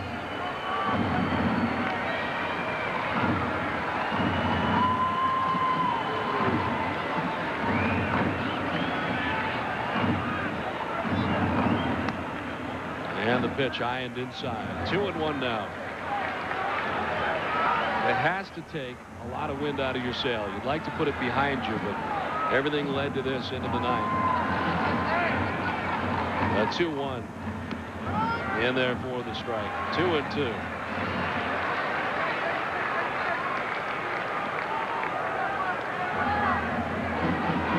After Vaughn will be Fred McGriff. Still nobody out here in the last of the 9th inning. Already a run in. Now Wakefield going to work on the right shoelace on the back of the mound.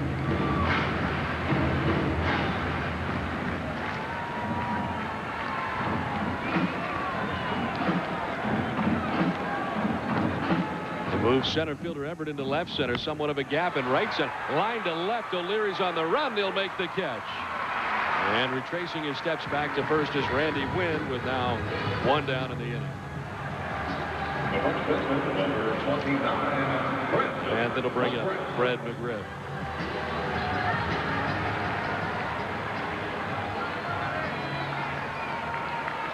McGriff has popped out to third. He has struck out and grounded out to second base.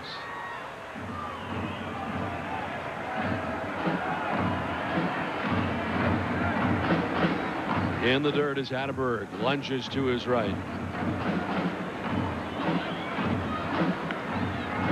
And this truly has been a magical season so far for the Red Sox. Seems like you see something different every night with this crew so far in 2001. In there for a strike on the outside corner. Well, we've been on the verge of, what, 3 no-hitters? Yeah. We had the one by Nomo, almost another one by Nomo, and now Wakefield here into the 9th. But Hideo remains alone so far this season. But as long as Pedro Martinez is on this staff, you almost feel like every time Pedro goes out there, he's got a chance to do the same thing. That's the same way you felt when Brian took the mound, the same way you felt when Clemens took the mound back when he was in his prime, obviously. A 2-1 to McGriff. By the way, Clemens still doing pretty well at 9-1 this year. 9-1, he's doing all right still. But I mean, there's certain people, they take the mound and you feel like, you know, you got a chance tonight. It could happen. Well, Tim Wakefield had a chance tonight, 8+ before he gave up a hit to Randy Wynn, who breaks it up with a single to left. 3-1 is missing outside, and he will walk McGriff. So now the Devil Rays have 2 on, and that's going to do it for Tim Wakefield. We may be in Tampa Bay, but he's going to get a good hand as he comes off. A hit, an error, and a walk in the inning. It's already led to a run. 2 on, and as he comes off and hands the baseball to Jimmy Williams, the crowd will stand in St. Petersburg, Florida.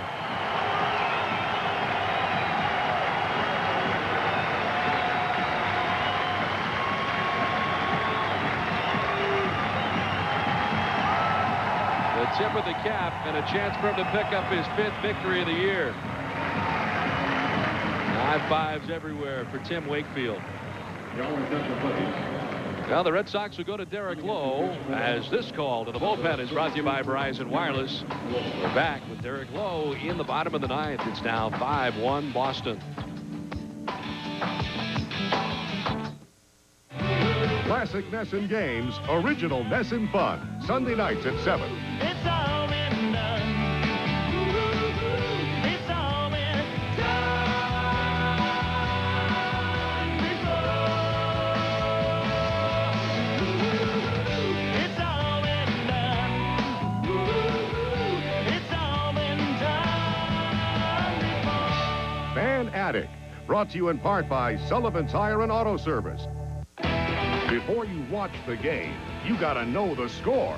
So tune in a half hour before game time for Red Sox Digest and stock up on stats, pregame interviews, and analysis. This season, Digest delivers a new set and new interactive technology.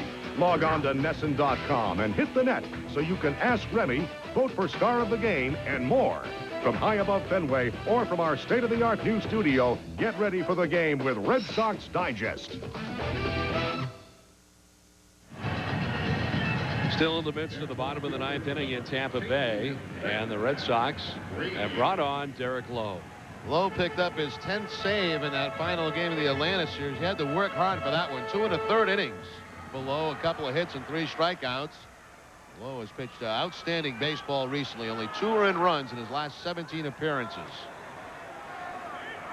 Wakefield responsible for the 2 runners that are on. The first pitch swinging is Grieve, grounded to first. Dahlbach's got 1 play. It's taken alone to the bag, and there's 2 outs in the 9th. On up to second goes McGriff. To third goes Randy Wynn.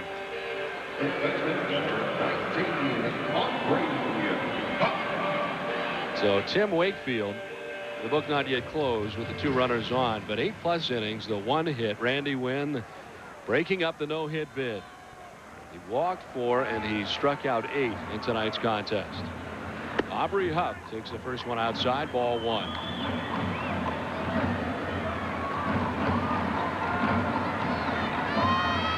Pete Shurik, the left-hander, is now warming in the bullpen.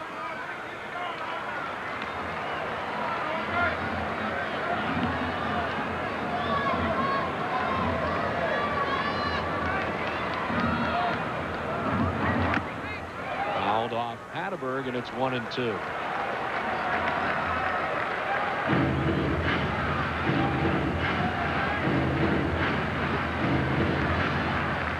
Red Sox getting a run in the 4th, a run in the 5th, a run in the 7th, 8th, and 9th.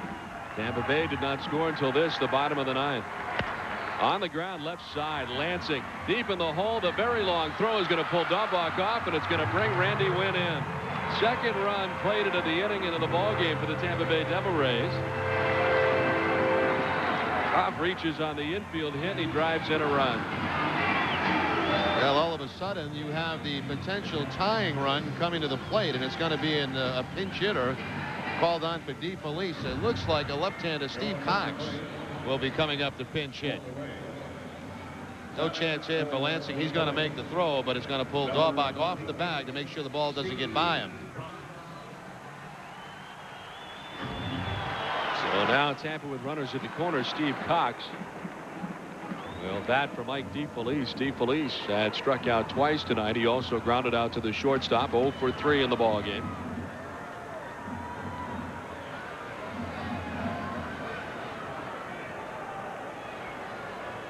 Pete Shurik warming in the bullpen in case. The Red Sox need 1 more out. In the air, Capper to right center field. That is back by the wall, and it is off the wall. Scoring from third is McGriff. Huff's coming all the way around from first. He will score, and it's a 1-run ball game. That almost got out of here. It does. We'd be tied 5-5 as it scrapes the wall in right center. But as it is, it's a 1-run ball game with the potential game-tying run at scoring position. The Red Sox still have the lead in this game by about a foot. This is a line shot by Cox, a good low ball hitter against a sinker ball pitcher. And look where that lands. Wow. 6 inches maybe below that yellow line. That's how close it is to this game being tied up. Oh. I mentioned before that the Red Sox are now out homering Tampa Bay in the series 14-1. The only home run the Devil Rays had this year belonged to Steve Cox, who almost hit another one. And he is headed off. He will be pinched run for after the double. Kerrigan to the mound to talk to Derek Lowe. Andy Sheets was to be the next hitter. We'll see who's going to come out. Looks like Russ Johnson, maybe. What a turn of events here in the bottom of the 9th inning. The end of the no-hitter for Tim Wakefield, and now the Red Sox just trying to hold on as the conference at the mound is broken up.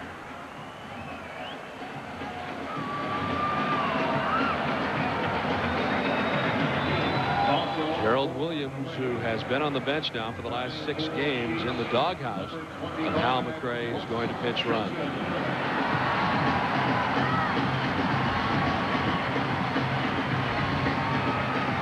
So you got good speed at second base and Gerald Williams. You've got the pinch hitter Russ Johnson, who was 1 for 3 in his career against Lowe, coming on.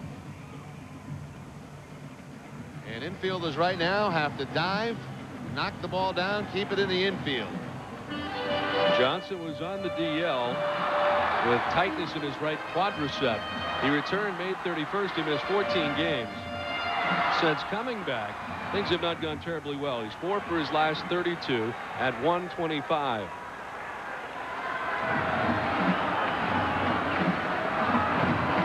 Derek Lowe at the pitch for a strike. Johnson is the 8th member of the Devil Rays to bat in the bottom of the 9th. Lead off second base for Gerald Williams as Lowe now backs off. Devil Rays with action in their pen. Should we continue? But Lowe and the Red Sox have other ideas. Little flare, back a second. Offerman's headed out. He'll make the catch to end the ball game. Jose Offerman ducks out to the grass in shallow right, and he makes the catch to end the game. The Red Sox hold on and win it 5-4. A lot of drama in the ninth, beginning with the no-hit bid for Tim Wakefield.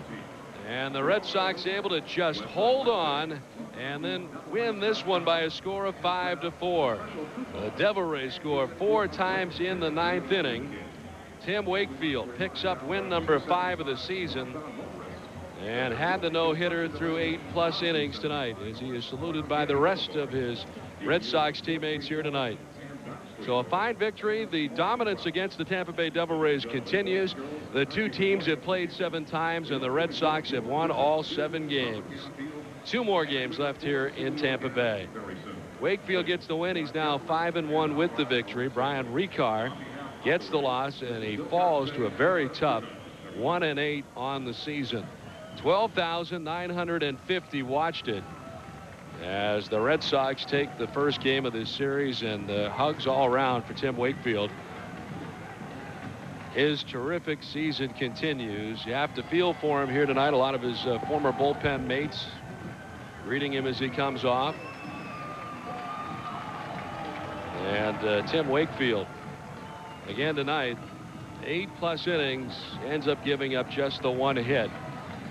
And we hope to talk to Tim Wakefield here tonight. But for now, 5 runs, 7 hits, an error for the Red Sox. 4 runs, 3 hits, no errors for Tampa Bay. Tim Wakefield with the win, 5-1. Brian Rekar the loss, 1-8. And Derek Lowe picks up his 11th save of the year. That's kind of becoming a regular thing for the Red Sox. A dramatic night after night. This 2001 season, and Tim Wakefield adds a chapter to that book here tonight. Tim Wakefield will now join us from Tropicana Field. Tim, it had to be an incredible feeling for you all night. And what were your thoughts heading into the 9th inning? Just trying to get the first out. You know, it definitely was in my mind. I knew what was going on, but you know, I just couldn't get it done tonight. And you know, fortunate enough we won tonight, and that's all that really matters. Wake, when the ground ball went to Offerman at second base, were you thinking error right away going back to first? Because it was a very close play. It was hard to see from up here, but once we saw the replay, we could clearly see the throw pull them off the bag. Yeah, I really didn't want to know. You know, I just wanted to get up there and get out of the inning as quick as I could. And then actually, when I was on my stretch, the crowd roared. They put an E up on the board. I had to step off and regroup myself and just try to get an out. Tim, it looked like you used the curveball a lot tonight, especially in some tough situations. Yeah, first inning I really didn't have a feel for it, but then I got the feel for it, and I used it when I needed to with the knuckleball. Hattie went with what was working tonight, and the knuckleball was really working tonight. Wake, how tough is it? It's got to be incredibly difficult. You get that deep into the ball game for the no-hitter. All of a sudden, you get the clean base hit. Your whole body has to just drop. I mean, yeah, and I met Coney and down in the tunnel. He goes, man, no reason to be disappointed tonight. I said, well, I'm more emotionally and mentally drained than anything else, and I'm down. That's for sure. At what point did you start thinking about it? After the 5th inning, I kind of thought about it, but I tried to clear my head and just try to get outs. And after the 8th, you got a standing O walking off the field, and then a standing O when I took the mound again in the 9th.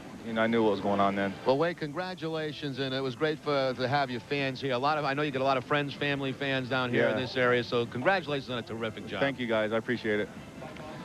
Tim Wakefield, a tremendous night tonight. He secures his 5th victory, and the Red Sox hold on and win it 5-4.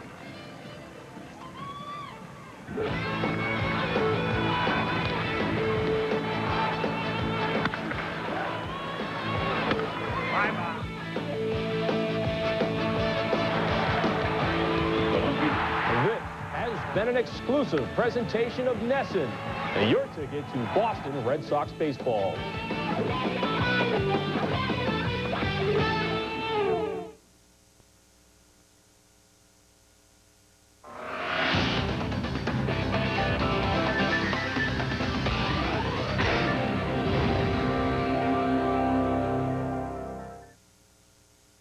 And news.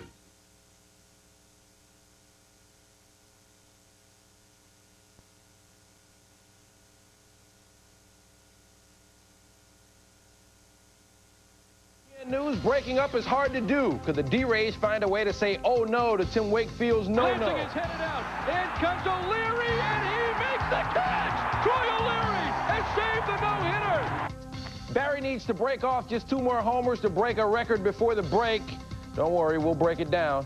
The K count is always up when the unit is on. How many Dodgers would he ring up? And in his last 3 games, Sammy's hit 4. Would he get more? You will if you stick around for this edition of ESPN News.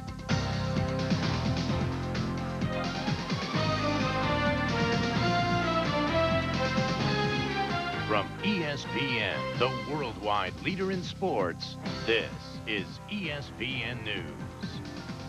Hello and welcome into more ESPN News. Stan Barrett here along with Keith Russell. It was a day of the long ball in the major leagues. Get to that in a minute, but first this update from Michael Kemp.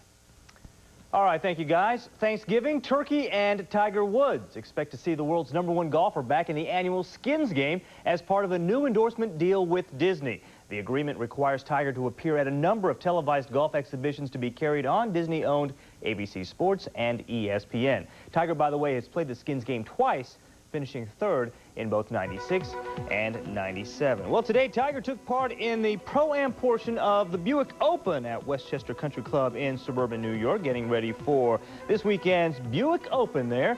Tiger, after losing a major tournament for the first time in 5 tries, well, how does he feel about his game going into this weekend's event? One way to find out is to watch Tiger's news conference from Westchester right here on ESPN News. We'll bring that to you about 12:45 Eastern.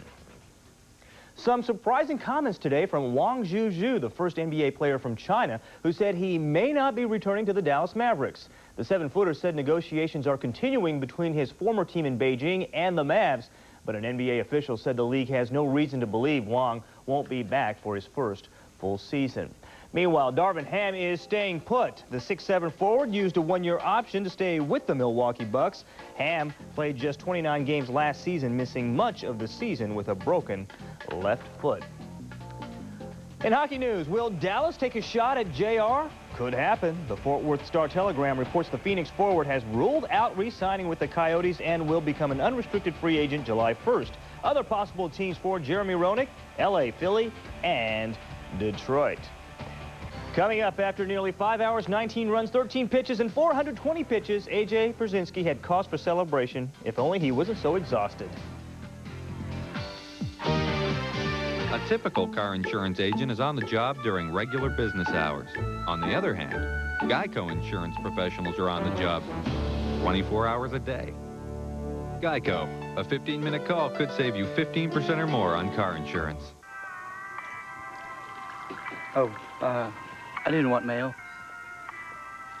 You don't have to sacrifice service to save money.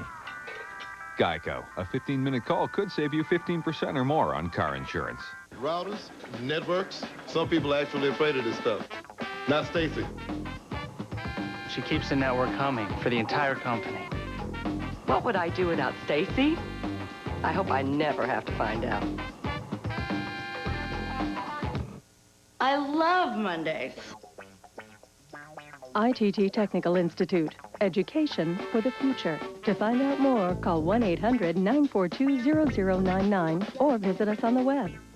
The NASCAR Craftsman Truck Series heads to Memphis Motor Park, where Jack Sprague looks to repeat and continue his climb up the leaderboard.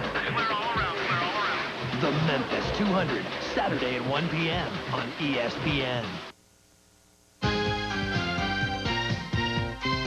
Giants and Padres from San Diego. 2-1 pitch. Top of the 5th, 1-0 Giants. Bonds taking Adam Eaton deep to right field.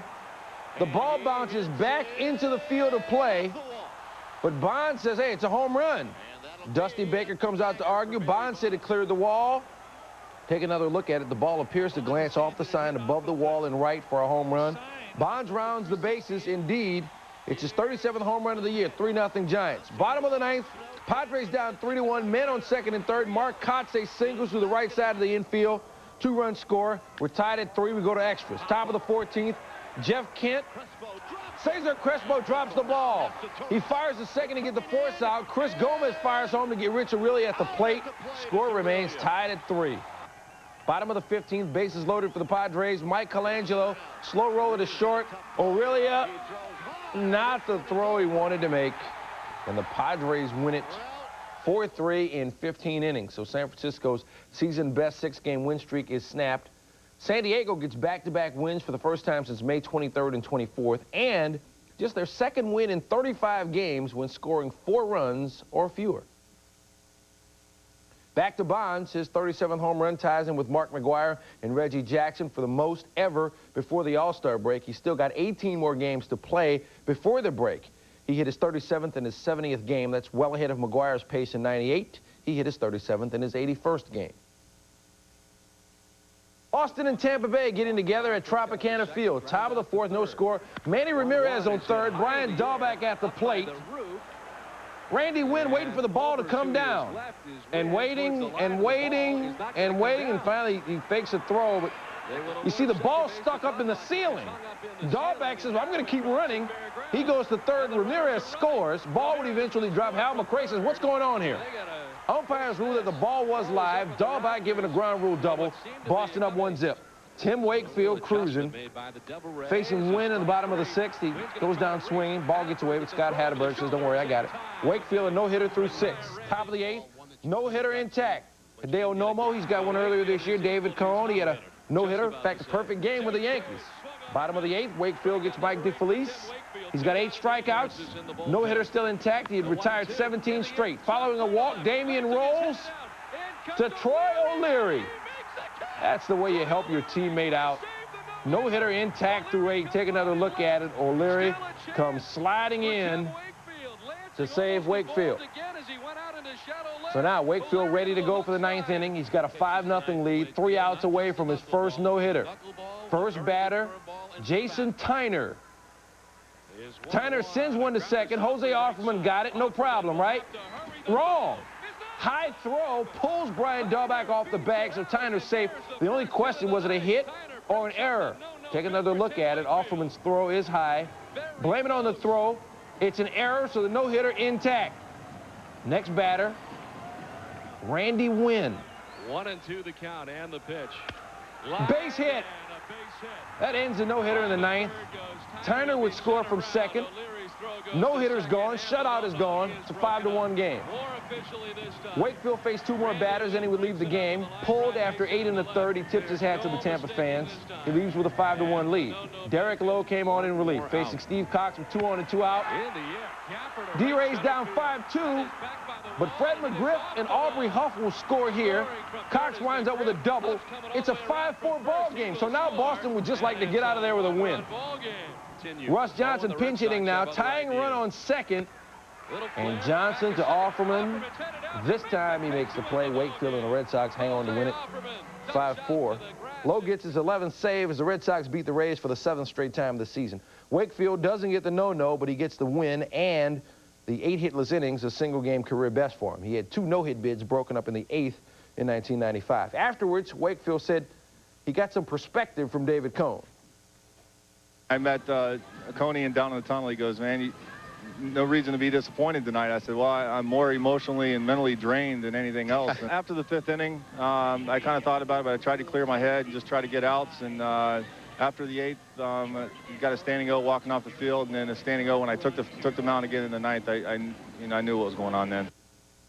It's the second time in the last 11 months that the Devil Rays were almost no-hit by the Red Sox. Wakefield on Tuesday and Pedro Martinez last August, both broken up in the 9th, so the D-Rays still have not been no-hit, and there's never been one at Tropicana Field. We mentioned Pedro. He will make his next scheduled start against the Rays Thursday night. He missed 1 start on Friday against the Braves with tendonitis in his right shoulder, but got a clean bill of health after a strong bullpen session Sunday in Atlanta. He leads the majors with a 2.01 ERA. Over in the AL Central, Twins just a half game in front of the Tribe. Both teams had lost 4 straight. Top 4, 2-0 Twins. Bartolo Colon facing Brian Buchanan. That's a battle won by Buchanan. His 5th. 2 teams combined for 34 hits. Buchanan had 4 of those. Bottom 8, Indians down 6-2. Ellis Burks takes Eric Milton deep. Milton gave up 3 homers. Burks 2nd of the night. Earlier, he became the 17th active player to hit 300 in a career. Bottom 8 still. Indians down 6-5. Kenny Lofton takes Hector Carrasco deep. His first. The Twins' pen gave up 5 earned runs in 4 2/3. Top 9 tied at 7. Men on first and second for the Twins. A.J. Pierzynski, sack bunt. Travis Fryman throws the ball by Jim Thome. Christian Guzman comes in. Twins go up 8-7. The Tribe had 3 errors. Minnesota had none. Bottom 9. Indians with the bases loaded. LaTroy Hawkins, you don't want to do this. He walks Kenny Lofton on 4 pitches. That brings in the tying run. We go to extra innings, total of 10 walks. Each side walked 5 times. Top 12, still tied at 8. Twins with runners on the corners. Pierzynski into the right field corner. Torrey Hunter, Buchanan crossed the plate. Twins go up 10-8. Pierzynski had 3 hits. 4 Twins had at least that many. Bottom 12, still 10-8. Ellis Burks again. Make it 10-9. First Indian with 3 homers in a game since Manny Ramirez in August of '99.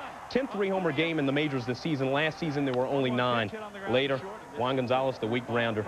Twins win 10-9, improving to a Major League best 14-6 in 1-run games this season. The Twins 11 extra inning games this season, most in the majors. They're 7-4 in those contests. The opener of the AL Central Clash, a little bit of everything. Pinch hit homer, go-ahead bunt single, 12 pitchers used, an ejection, a threat of a thunderstorm, all after the 7th inning. Wow, you even got the weather forecast in. I'll tell you what, Bartolo Colon wasn't around for all that. He only lasted 4 1/3. He continues to prove that home field advantage is overrated. He hasn't won at Jacobs Field since April 29th. He allowed 2 more homers against the Twins. He's given up 9 at the Jake this season. Mariners in Oakland for another wild one. Seattle trying to snap a 2-game losing streak. Top of the 7th, tied at 5. John Olerud hits it deep. Billy McMillan just acquired from Detroit Wednesday. First game in Oakland, and he drops the ball. Mark McLemore will score from first. Mariners take the lead 6-5 on the error. McMillan says, you know, it's his glove. 1 of 2 errors for Oakland. Bottom of the 8th, game tied at 6. Arthur Rhodes pitching. Johnny Damon hits one up the middle. Jeremy Giambi would be caught at third, but Oakland would take the lead 7-6. Top of the 9th, tied at 7. Jason Isringhausen on to Brett Boone, who pops it up. Jeremy Giambi makes the catch. He'll throw for home. But this one is up the line. McLemore scores. Mariners win at 8-7 with 5 runs in the final 3 innings to avoid their first 3-game losing streak of the season. Rhodes gave up 2 runs in the 8th, but still got the win to go to 5-0. Kazuhiro Sasaki is 26 save and 29 chances. A's have lost 5 of 6 and 6 of 8 to the M's this season. AL West to NL West, Randy Johnson gave up his first homer in 61 innings, but he was cruising. He had 8 Ks in all. First time in his last 4 starts, he didn't have at least 10. Top 5,